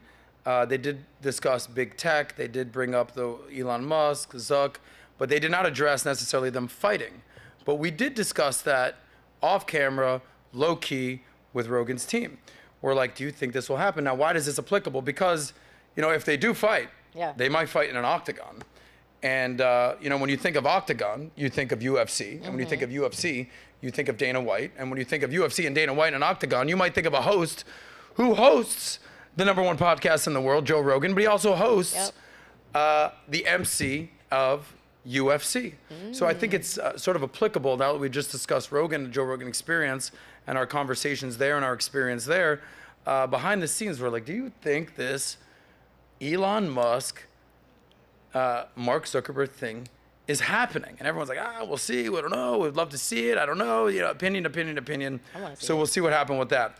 But here's an article, and obviously this is not a breaking news story, but there are some new updates in terms of this. So obviously Elon Musk challenged Zuck to an MMA cage match a few months ago. Most recently, earlier this week, this is what Musk had to say about this situation. So Elon Musk says he now weighs 300 pounds, and if the Zuckerberg cage match becomes a long fight, Zuck will win on endurance. I think Zuck, I want to say, is like 5'8", 160. Lean. Lean, smaller. I think Elon Musk is, I think he's 6'2", probably tall. in that 2. Yeah, he's looking pretty good right there, Zuck. Yeah. I think Elon Musk is. That's an old picture, bro. Don't do that to my guy like that. I think he's probably 6'2", 220. I'm guessing. You let me know on that. By the way, he says the fight is short. Yeah, all right. So he may win, and then adding, I'm much bigger, and there's a reason MMA has weight divisions. I think Zuckerberg would sort of be like a lightweight, and Elon would be sort of more of a heavyweight. More of a, heavyweight. upper middleweight, heavyweight. Yeah. All right, so 6'2" versus, I think That's 180 is a tall. long time ago. Yeah, Elon's not a small How tall dude. are you? You're. I'm 6 foot. Oh. But by the way, when you compare net worth, Elon Musk, richest man in the world, $232 billion. Take a guess what Zuck's net worth is. I don't know. A measly, pales in comparison, $110 billion. Zuck, what are you doing with your life, bro? My God. Oh, you only have $110 billion? He's practicing. Man, this guy in the Zuck rain. is slacking, dude. $110 billion? All right, practicing in man. the rain. Get on Elon's level, $232 billion. So Elon continued to announce that the heavily anticipated fight will be live streamed on what was formerly known as Twitter, now known as X. And then UFC president, referencing the UFC, Dana White, says that the two billionaires were absolutely dead serious about a potential bout, stating this would be the biggest fight ever in the history of the world. Hell Forget yeah. about Ali Frazier. Yeah. Forget about Ali Foreman. Forget about Mayweather, Logan Paul. Forget about whatever Jake Paul's fighting some washed up UFC boxer. Yeah. Forget about that. Forget about Evander Holyfield, Mike Tyson.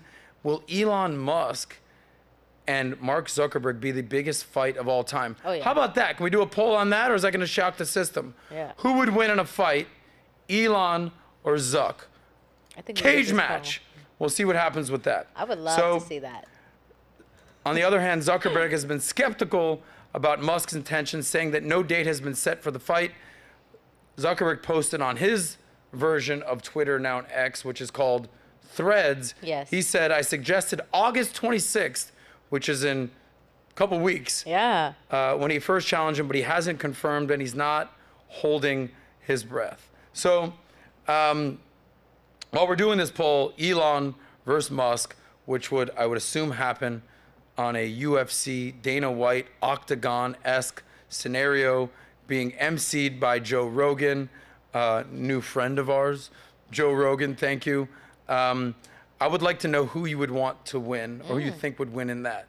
By the way, while you're doing that poll, there's a sort of like a hype video of Zuck doing his thing. This guy Lex Friedman, if you're ever familiar with his podcast, super credible guy, super interesting guy, super influential. He's actually been grappling with not only Zuck with also Elon Musk. I actually saw him fighting with George St. Pierre, GSP, who's been on the PBD podcast. And GSP was like, nah. You can have your fun with Zuck and Elon out there. I'm one of the greatest fighters, if not the greatest UFC fighter of all time. Not gonna happen with me, Lex. But here's Zuck fighting with, or training with Lex. Let's see what you think about Zuck's skills, if he can pay the bills.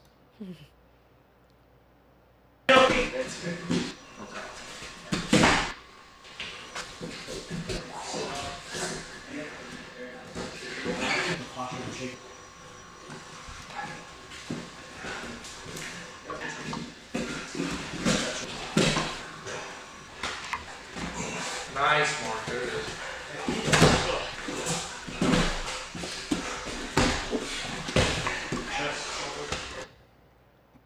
And then here's some images of Lex fighting with Elon. So we'll go with that.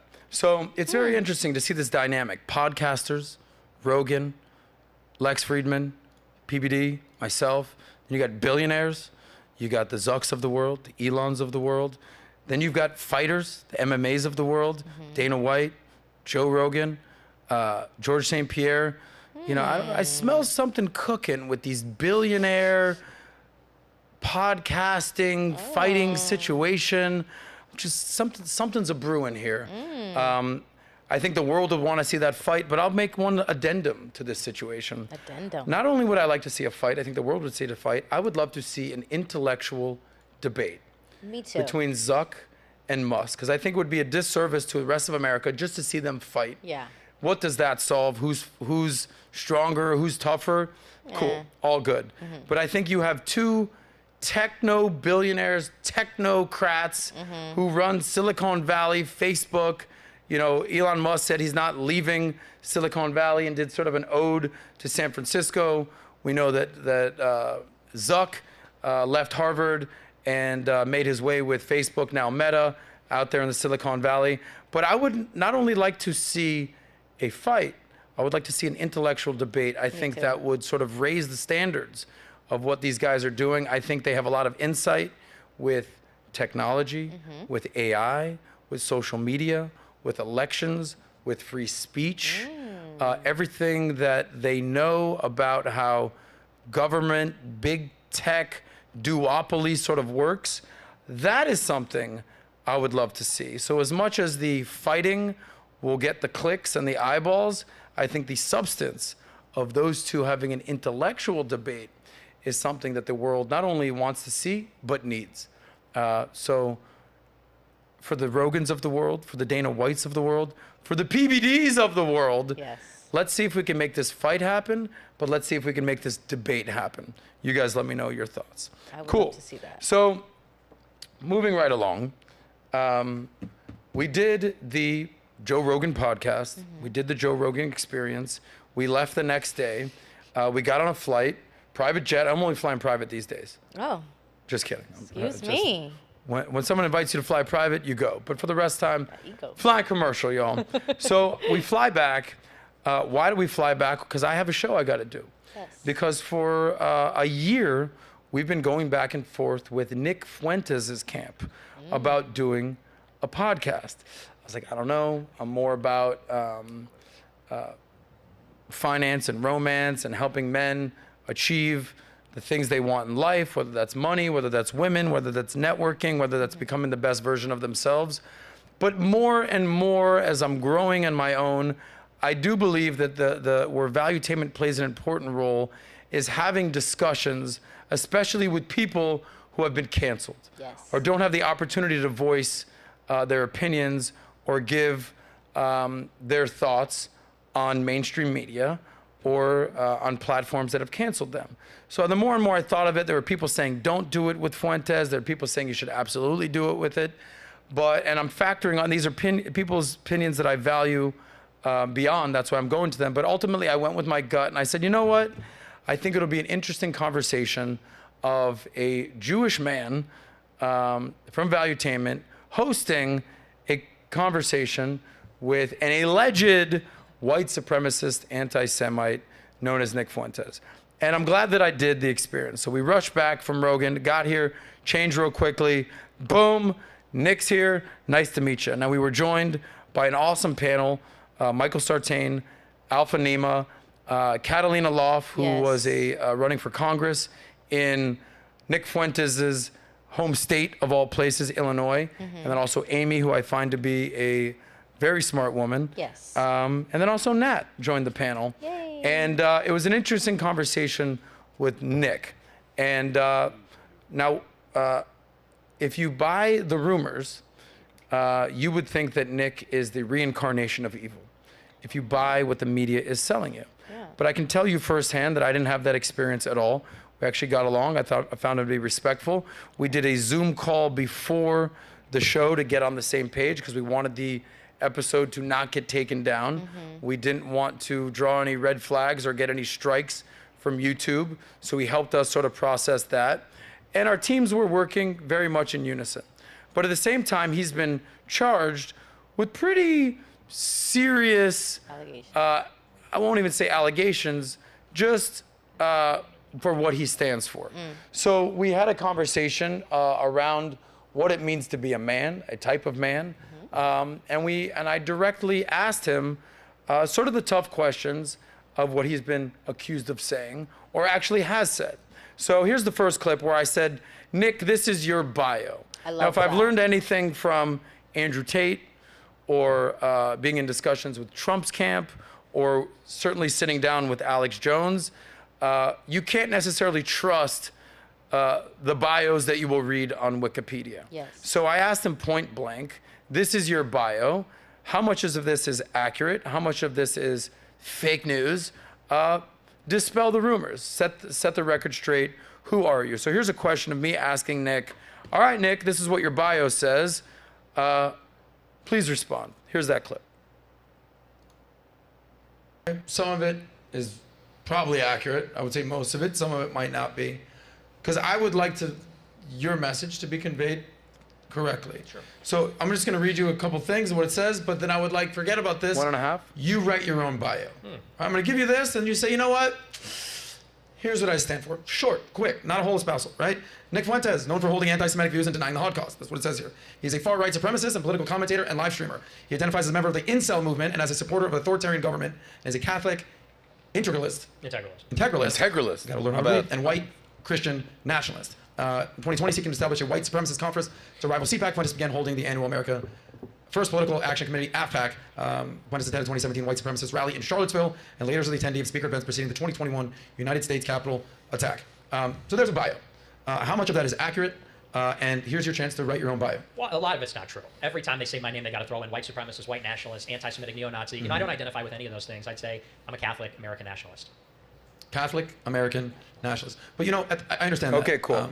So you know, they say, I gave him an opportunity to write his own bio. I don't think a lot of platforms will be willing to give a person with this reputation that opportunity. Now, I'm not asking for praise or flowers. I'm just saying, understand what we're doing here in Valuetainment. That there's been a lot of backlash. How could you have this guy on? He's a racist. He's an anti-Semitist. He's a white nationalist. But those are labels that are being thrown out there that he himself said he's not. Here's actually the next clip of me asking him point blank, are you actually any of these things? Yeah. Go to the next clip. Here we go. Then we move on. Okay. Nick Fuentes, Yeah. welcome to the SOSCAST. Are you a racist? No. Okay. Are you anti-Semitic? No. Okay. Are you Islamophobe? No. Do you hate gays? No. Okay. Is there any single individual group you hate more than others? No, I love all people. Do you think, do you hate black people? No. Okay. Do you think India smells? That I do. Okay, there we go. And Listen, that's what we're going restaurant. with. All right. The curry. At this point, we will read our super chats. Okay, cool. Thank you for being here. So thank you. So what am I saying here? You know, don't judge a book by its cover. Now, has Nick said some things that will piss off a lot of people? Yes. Can things be taken out of context? For sure. I asked him point blank, are you a racist, anti-Semite, hate blacks, hate gays? He said no. But what I am is a Catholic nationalist. So you can have the opportunity to agree or disagree, but that's what I love about America, and that's what I love about the First Amendment, and that's what I love about free speech. Draw your own conclusions. There's going to be people basically saying, W. Nick, great job, he crushed it. Soz, way to have him on, way to hold a good panel, way to have a discussion. There's gonna be people being like, how low can you stoop? I can't believe you would have this guy on. Do you understand what he spews and all the hatred that he spews? I'll let you guys make that decision. What I know is I would rather run towards the discussion than away from the discussion. And if he said anything that I deeply disagreed with, I would call that out. Like the one thing that I firmly disagreed with was I was like, look, dude, you know, Kanye said some wild shit. Okay, you were his communications director. Is there anything you would recommend that Kanye pull back from saying? And he said no. And I was like, all right, well, you know, what Kanye said has been very hurtful. Some people might find it disgusting, but I reserve his right to say it. Now, I asked him point blank, do you think Hitler was a good guy or a bad guy? Yes. You know, in my opinion, I don't think you can, it's not even a debate. The Hitlers of the world, the Stalins of the world, the Maos of the world, these are sort of uniformly bad people, mass murdering of people, causing world wars. It'd be very hard pressed to say, yeah, he was actually a good person. So Nick, I don't know if he pled the fifth or basically leaned towards good, but that's not where I'm gonna agree with you, bro. But at the same time, as disgusting as I think that is, and I think what that can lead to, I'm not gonna hear and say, you're a white supremacist, you're a racist. He said no, okay? Whether he was lying remains to be seen. Whether he was doing it for cameras and clicks and views remains to be seen. But from my experience, that's not what I took from it. So that's that. I love the way you did that podcast. I think that was phenomenal. I love that you read the bio of him and you gave him a chance to rewrite it himself and debunk whatever is said about him. And I think that's important, especially for what we do at Valuetainment, being that place where people can come and speak, you know, about who they are and what really they believe. And again, letting you guys decide. I think it was great that you also asked him, like, you know, what is your thoughts on Hitler? Like, straight up. So there were certain things that you asked him that was very forward, and I think it was needed, and I loved to see you do that interview. So here's what I'll say here, you know, and I'm Jewish. I have Jewish friends. I have Muslim friends. I have Christian friends. I have Buddhist friends. I have Sikh friends. I believe in equal opportunity to be friends, but also equal opportunity to make fun of people. As one of the things that I used to say as a comedian is, it's not racist or prejudiced if you make fun of everybody. Okay, well, this person knows this person that, this or that. I think where hate spews is when you single out one group as like, these are the people. No, there's good people and there's bad people, and they just happen to be Jewish, Muslim, Christian, black, white, Hispanic, Latino, Asian. There's just people. So here's something that, you know, maybe a message to my Jewish friends. Did you see what happened with Jamie Foxx recently? Yes. Okay, so we'll just touch on that real quick. So I believe we are too quick, as a Jew speaking here, to label somebody an anti-Semite. So, you know, my fear is like being the boy that cried wolf. So here's something that Jamie Foxx recently tweeted, okay? So here's what Foxx said. So he tweeted, they killed this dude Jesus. What do you think they'll do to you? Hashtag fake friends, hashtag fake love. Okay, so scroll down just a little bit. In that? That's it. There's nothing under there. There's nothing under there. All right, cool. So he came under attack of, oh, that's so anti-Semitic. How could you say that? Here's how I would interpret this. I'm just taking it on face level, on the surface. He's talking about what a friend would do to you. How would I interpret? Because I've heard this term before. Like, if a friend will basically turn his back on Jesus, kill Jesus, what do you think a friend will do to you? He's obviously talking about Judas, the Last Supper, and everything with that. I wouldn't take this as anti-Semitic. So here you have Jamie Foxx having to issue an apology. I'm not anti-Semitic. I have Jewish friends, and I'm like, guys, we're doing too much, okay? Lastly, it's just, and then Jennifer Aniston had to issue an apology. Little too much with that. So I don't believe that it's anti-Semitic. Then you have Cardi B recently, basically having to deal with some drama after a concert. So here she's throwing a microphone at a fan at a concert. If you have that image. Yeah. Cardi B and her lawyers, thanks her lawyers, after basically being a suspect of battery. Scroll down, Malik. See if you can find that video of her throwing a microphone. All right, you don't have it. But if you go even lower, ironically enough, Malik, please pull that back up. She has a shout out in her song. Scroll down, brother. Scroll down. Keep going. Keep going. Keep going. Okay, right there. So trending, lawyer is a Jew. So she said in one of her lyrics from Bickenhead, this is Cardi B, lawyer is a Jew, he gonna chew up all the charges. All right, you know. She is a comedian. There's a comedian. So, I love it. You know, people are basically saying, well, that's anti-Semitic. She's saying her lawyers are Jewish. It's like, my God. no, they are Jewish, but then she's actually giving the lawyers a compliment. Yeah. So it's like, which one is it? So here's how I interpret this to my Jewish friends. Let's stop throwing the anti-Semitic term anytime it comes up because it loses credibility. All right? Just as a blanket statement, oh, anti-Semite, oh, anti-Semite. Yeah. And let's reserve it for the real anti-Semitic, the real racist comments, and not being so sensitive, because there's levels to all this. So let's not be the little boy who cried wolf. At the same time, I think it's important to show these stats that has been put out by the FBI, because some of this stuff is real. So here's some stats from the AEI, and let's pull that up. So based on the other article, if you don't mind. Oh, this is it. Yeah, based on 2019 FBI data, Jews were 2.6 times more likely than blacks and 2.2 times more likely than Muslims to be victims of hate crimes. Oh. Very interesting. Scroll down on that. Okay, so here's the stat that shows that U.S. hate crimes punch in per 100,000. So, you know, when Jewish people basically say, hey, man, that's anti-Semitic. Hey, man, yeah, I have an issue with that. It's because the facts show that Jew hatred is actually pervasive and only getting worse. So as a Jew, I sympathize with my people and I empathize with my people, but there's different levels to this. Show the other article, by the way.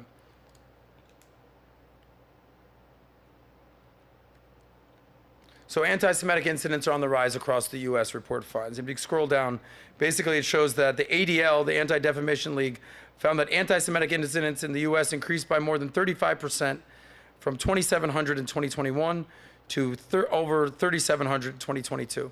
So to my Jewish friends out there, I feel you. I get it. Like, we do need to stand for ourselves. We do need to stand for prejudice, stand against racism, stand against anti-Semitism. But let's be careful with what we're labeling anti-Semitism, because the Jamie Foxx thing, not so much. The Cardi B thing, not at all. Nick Fuentes, maybe some, maybe not. Kanye, for sure. But actual hate crimes is on the rise. So let's just be mindful with that. But you know what also is on the rise? Victimhood. So that makes sense. So everybody wants to be a victim today, so everybody's sensitive to things. There's things that where polls are showing certain things, and like, I don't even get offended at some of these things, and I may fall in a category, but again, I don't look at myself as a victim in that space. So like, a lot of these things wouldn't even affect me. And that's, I was gonna ask you, you know, being a Jew, do you feel like it has affected the way you do business or life today? Not at all, not in the least. I think victimhood is a very unattractive quality, whether you're Jewish, black, Armenian, Japanese, Latino. I think we all deal with struggles, and if you identify as a victim, that's who you'll be. But if you're saying, hey, listen, life sucks, life's hard, sometimes shit sucks, but I gotta deal with it, become the best version of myself, and face adversity, I think that is that is incumbent on every man to do. Yep. Moving on, I'll tell you somebody who is not a victim, and that is Vivek Ramaswamy. Yes. So we'll touch on that. So we had a crazy day on Friday, packed house. It started off that morning with a PBD podcast with the mayor of Miami, Francis Suarez, and a special guest on the podcast, Graham Stephan. Sort of a weird combo. We talked about the difference between Florida and what's going on in Florida with DeSantis and the mayor of Miami and Graham Stephan, who left California and moved to Vegas. I think we have an image of that morning, that picture of after the podcast. Malik.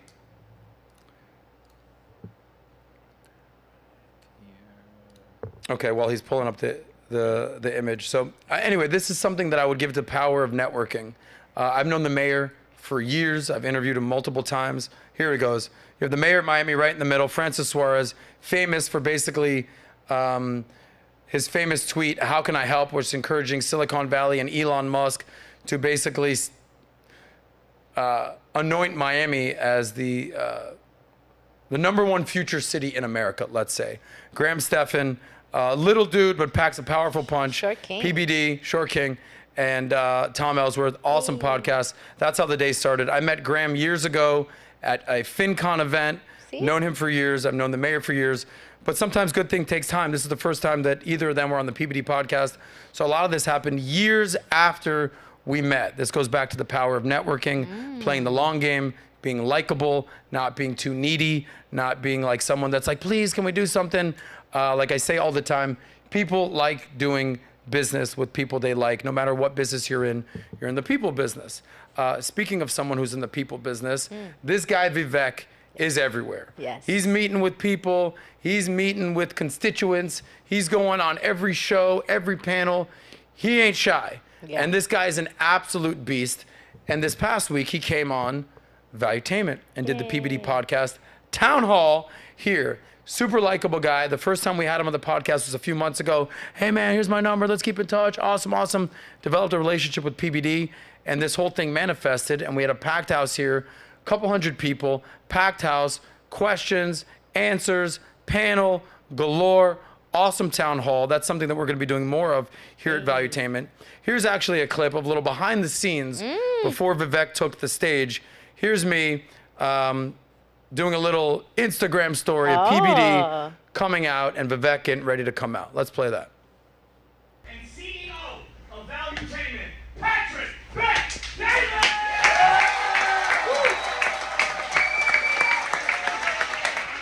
How you feeling, Vivek? Let's go.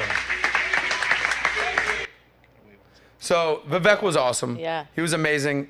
Actually, super likable guy, super personable.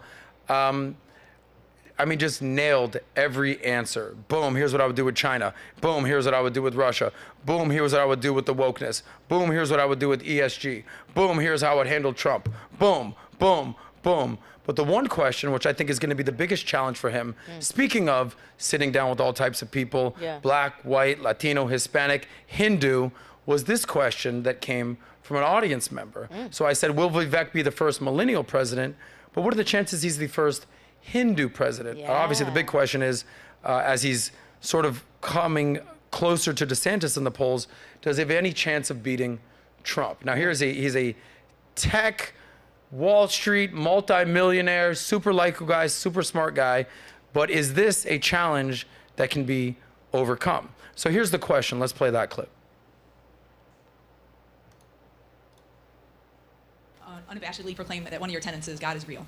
And as a Christian, my faith is first and foremost who I am. Being a Hindu, can you please share your faith about God and what you think of his son, Jesus Christ? Thank you. So I appreciate that. So I'll share with you my faith, and I'll share with you the relevance that I think it has to leading this country. So I'm a Hindu. There's many strains like there are Christianity, Catholicism, etc. There's many strains of Hinduism too. I believe in one true God. I believe that God resides in each of us. I think it is the same statement of spirit when we say in the Christian tradition, and I did go to Catholic schools and I've read the Bible perhaps more closely than most Christians I know. One more story. It's the same message as when we say we are equal because we are made in the image of God. It's the same spirit to say that's where our equality comes from. It's not some secular value. We're equal in the eyes of each other because we're equal in the eyes of God. The tradition I was raised in, we say we're equal in the eyes of each other because God resides in each of us. That we each have a duty to one another. You know, think about that strand of sacrifice and duty. That's foundational to Hinduism. I think it's the common strand between the Old Testament and the New. I mean, God asked Abraham to sacrifice his son Isaac for God. He didn't make him follow through with it. The New Testament, God comes back and says, I will sacrifice my son, Jesus Christ, for you, the people. And so that's a long way of saying that I'm not Christian. And just in my spirit of my answer to the last question, I'll never pretend to be something I'm not. I'm always going to speak the truth about who I am and what I stand for. But I think it's deeply true that we share the same Judeo-Christian values that this nation was founded on. And this nation was absolutely founded on Judeo-Christian values. That's a fact. It is also a fact that I deeply share those values in common.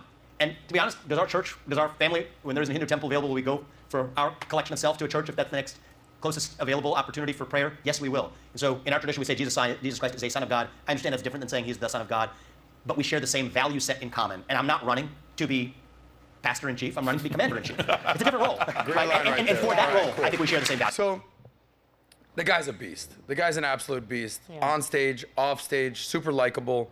And it's incredible to see where he is now. Is America ready for him to be president? We shall see. But he certainly has the traits that I think will put him in the running for that. And one of the things we say about here is the future looks bright. That guy ain't going anywhere. So if it doesn't happen in 2024, I wouldn't be shocked again if he ran in 2028 and beyond. If he is potentially the first Hindu president and first millennial president. But the guy's a beast. And I think the future looks bright for that guy. Super likable. All right. Last story before we wrap up for the day. By the way, no SOSCAST on Thursday, so we're going a little bit long today because we'll be in Vegas for an awesome show. But I do want to sort of wrap this up with a little bit of money talk. You know, we talked about a little bit about politics. We talked a little bit about culture. We talked about my wild week with Rogan, with everything that happened with Tate, with everything that happened with Vivek, with Nick Fuentes, with the mayor, with Graham Stephan. It's been an awesome week. But this last story is not about me, it's about you. So here's how I can add value to our friends out there that want to make money, that get paid and get laid. So here's an article out there that talks about, is being too agreeable losing you money? Being too nice. All right, are you too nice? Are you too agreeable? Is everything okay? Do you not push back enough? So the article basically talks about that mental health experts are saying agreeability, right, is having plenty of upsides for interpersonal relationships, but also has its fair share of challenges when it comes to dealing with conflict. You know, Tate always talks about that they basically want to demasculate the men because men tend to be more disagreeable than women, okay? So the military-age men, they're like, hell no, what the hell is this all about?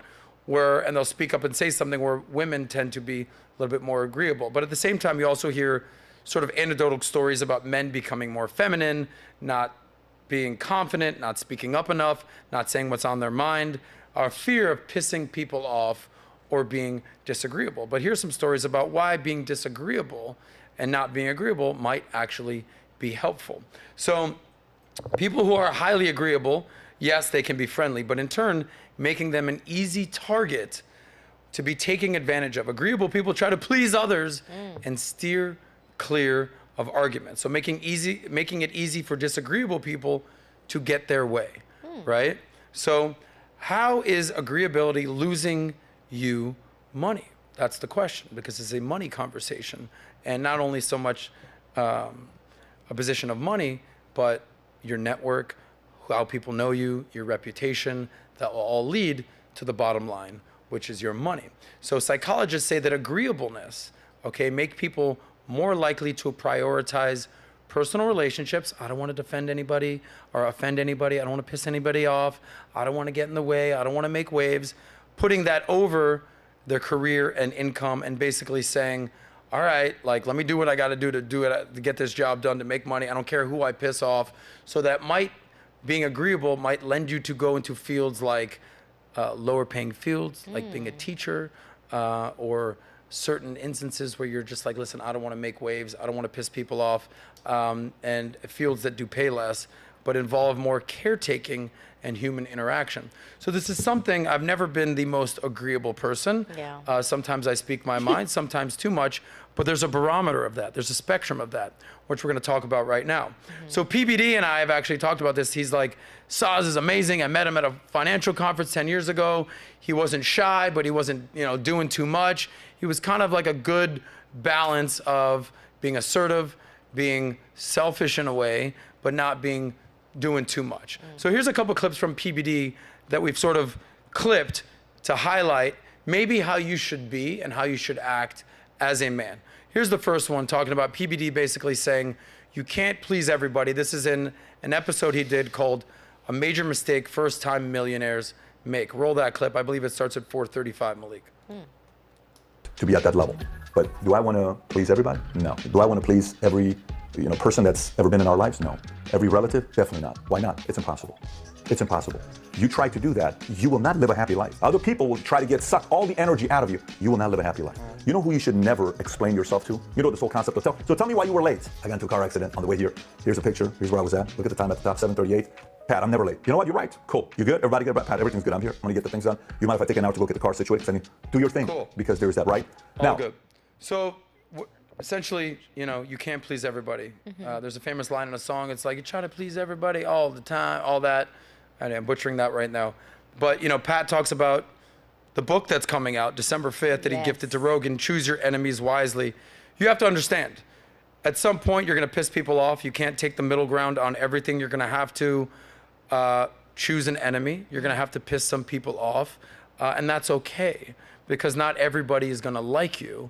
You don't want everybody to hate you, but it's okay to have some enemies. It's okay to have some people that are pissed off for what you stand for, because if you don't stand for something, you'll fall for anything. So you can't please everybody. That's from PBD. Now, there's another clip right here that PBD highlights about asserting yourself and pushing back, and why nice guys miss out and why nice guys finish last. This is at 2:58, I believe. you could sit there and be rational and not say anything, but somebody could say the following. You know what, John, I understand where you're going, but I have to push back. Let me explain to you why. It depends if you like a Lambo. Most buyers of Lamborghini, Most buyers of Ferrari are this. And then the other person could come back and say, yeah, I understand what you're saying, but I know the history, but I'm telling you, Aston Martin is this. So forget about the thing. It's done. You push back a little bit. Everybody goes in their cars, they leave this party. Everyone's having a cigar, they're having a drink, or whatever it may be. When they go in the car, those 10 people in the car are going to say, what do you think about what he said when he pushed back and he said Aston Martin? I disagree with him. He actually has a good point, but they're talking about you. Because you challenge and you push back. Now you're a topic of discussion. That's the benefit of being assertive and challenging and pushing back instead of being timid or confident or quiet or rational or nice. You're missing out on many opportunities because those 10 people, when they go to the next party, you know what everyone's gonna ask? Is such and such gonna be there? Oh yeah, he's coming. I can't wait to see him again. Oh hey, what's up, Aston Martin guy? No matter what, they remember you. You're memorable, right? If you're on this side. Now, can you go past challenging and push back and be a little bit too much? Yes. That's when you go into the pestering mode. And when you go into the pestering mode, now you're annoying. Okay, cool. Go now back you're a to little that too right much. there if you can. Now you're annoying. That image. So what I like about this, what I like about PBD does when he does these how-tos, is that he actually lays out where you can fall on the spectrum of being too aggressive or being too timid or being too assertive. Here's the nice guy pendulum. So here's advice to the young men out there. On the far left, which is the red one, you have timid and you're too nice, okay? Never want to be there. You're afraid to speak up.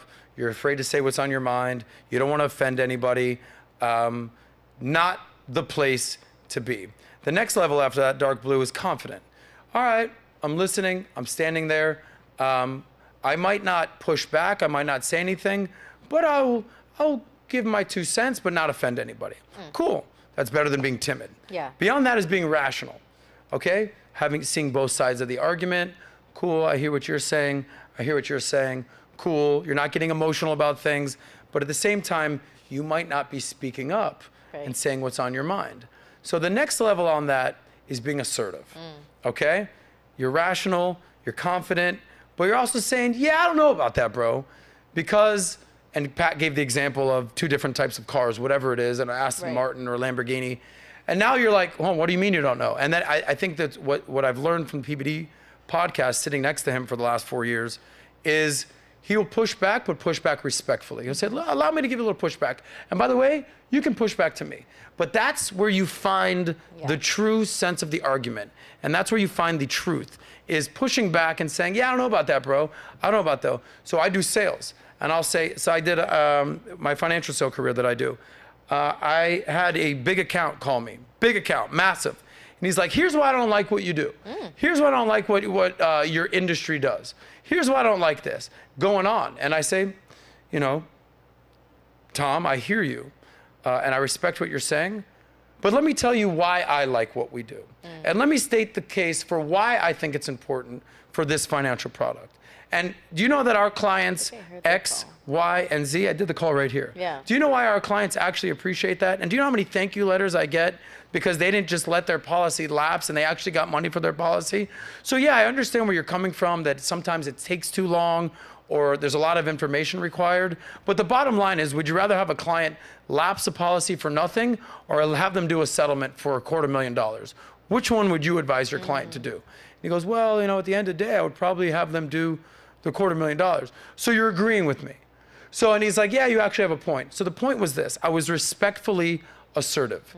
Now I get that that's anecdotal, and this is a very unique to my business, but I didn't just sit there and say, yeah, I understand, and be apologetic for what we do at our firm, which is a leading firm of the country for this niche product, which is life insurance settlements.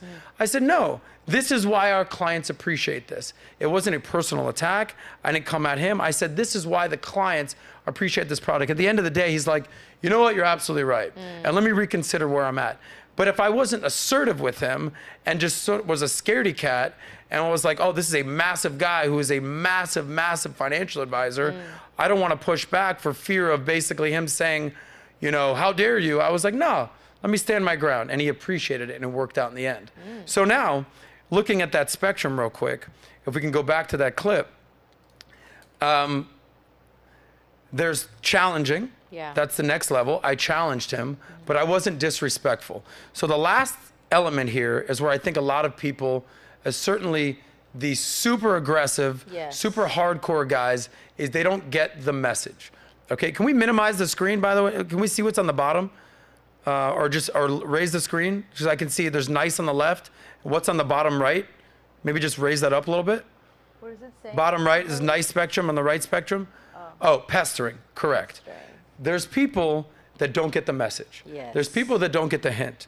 There's people that push back way too much and they're annoying. And there's a fine line between being aggressive and assertive and annoying. So just know what that balance is. And if you want to see this episode, go to Why Nice Guys Miss Out, PBD Pushing Back, see where you're at with this. I would highly recommend, if there's anywhere you're on the spectrum, be to the center right. Yeah. Be to the center right. Maybe in politics, center right is okay too. I don't know. Maybe with financial responsibility, center right is okay too. But not being far right, and certainly not being far left. So here's the last point that I will say here. PBD did a episode about the benefits of being selfish, being selfless. There's a chart that we can actually pull up. Can you pull that up? Selfish versus selfless. You have that, Malik? Boom, here it is. So you have to figure out where you're at the spectrum. So some people are way too selfless. They only care about others. Maybe they're timid. They don't want to offend anybody. They don't want to speak up. Some people are way too selfish. They only care about themselves. They're sort of Machiavellian. They'll do whatever they got to do to get the job done. But at some point, yeah, they're too selfish. I think for a single guy out there, this might be a little counterintuitive. For a single guy, you don't have kids, you don't have a family, I think you should be 80% selfish, 20% selfless. Why? It's your time. Focus on yourself. Focus on your growth. Focus on becoming the person you want to be. You don't have kids you need to take care of. You don't have a wife you need to take care of. It's time to be selfish. That's fine. I think women, understandably so, you know, when they're out of college, they got to kind of figure out their career, despite what Nick Fuentes says about women going to college. But at some point, when you become a family man, when you want to have a wife, you want to have kids, you need to probably go closer to like a 60-40 split being selfless, because you need to be taking care of others. You know, what do they famously say? The definition of a man is when you take care of others. So find that balance in your life. But you can't please everybody all the time. Be assertive, push back, but don't do it in a disrespectful way. And find out where you're at on the selfish versus selfless chart. So hopefully that lesson right there, especially for the sales guys out there, for the entrepreneurs out there, for the people that make their money dealing with people, hopefully that provided some value for you guys at home. With that being said, we are now at the tail end of the SOSCAST. It is time to wrap up. It is time for the happy ending. Nat, give your 2 cents and then I'll give mine. Awesome. Well, I guess this is my happy ending. Is that what this is? So I guess my happy ending, well, let me do super chats and then I'll do that. Okay, cool. So first we have our super chat right here. This is from Coach Simping Jamba Juice Out of a Straw. Why does Adam talk so much? Keep working in that. Adam is the host, so he has to talk a lot. Then we have and Nat, you had your time this week. But this was my week. Yeah, no, I loved it. This was my experience. Were you with Rogan? This. No, I wasn't. Did you interview Tate? No, I didn't. Did you spend time with Vivek? I did. Were you with the mayor? A little bit. A a little bit. This is my time. But this is your time. It's like the Goonies here for it. situation. Yes. Down here, this is our time. Up Yes. there, it's their time. Yeah. So I'm sorry that I speak so much on my own show. I love But this it. again, I can't please everybody. Yes. Some people are going to criticize me for talking too much on my own show. Yes. But this is your time, Nat. Go ahead. Thanks. All right. Well, then we have our next super chat. Rido Sauce. Whose compound was better, Tate or Rogan? Oh, I mean, keep in mind, as far as how big it was, Tate has a house, cool compound. Right. Rogan has a building. Yeah. Okay. So both were awesome. But as far as, they say bigger or cooler? Which one was better?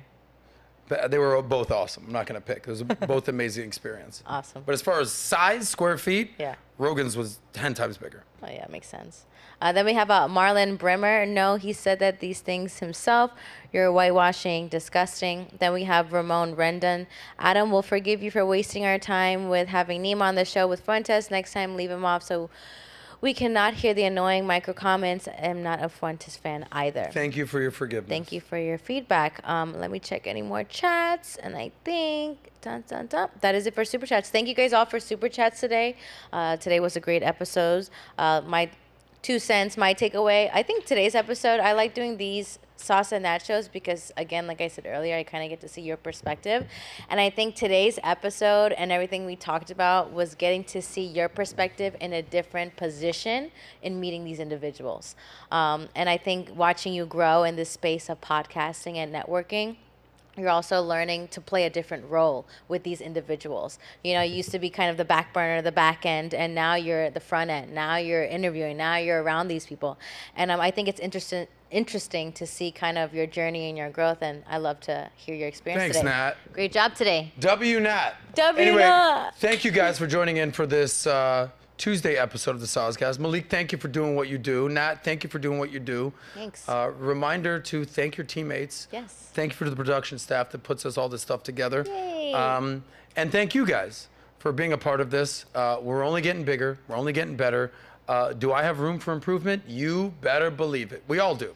So I think we have more wins than losses. I think we have more good shows than bad shows. I think we give more good advice than bad advice, but we are open to your constructive criticism. I understand that we can't please everybody, but hopefully we're pleasing a lot of you and delivering value and some of that good old-fashioned tainment that we like around here at Valuetainment, especially on the SOSCAST. But I appreciate every single one of you, the good comments, the bad comments. We appreciate you all. So with that being said, be assertive, be confident, don't be timid, but don't be annoying. Yes. Be the right mixture of selfish and selfless. Be a good person. Be likable.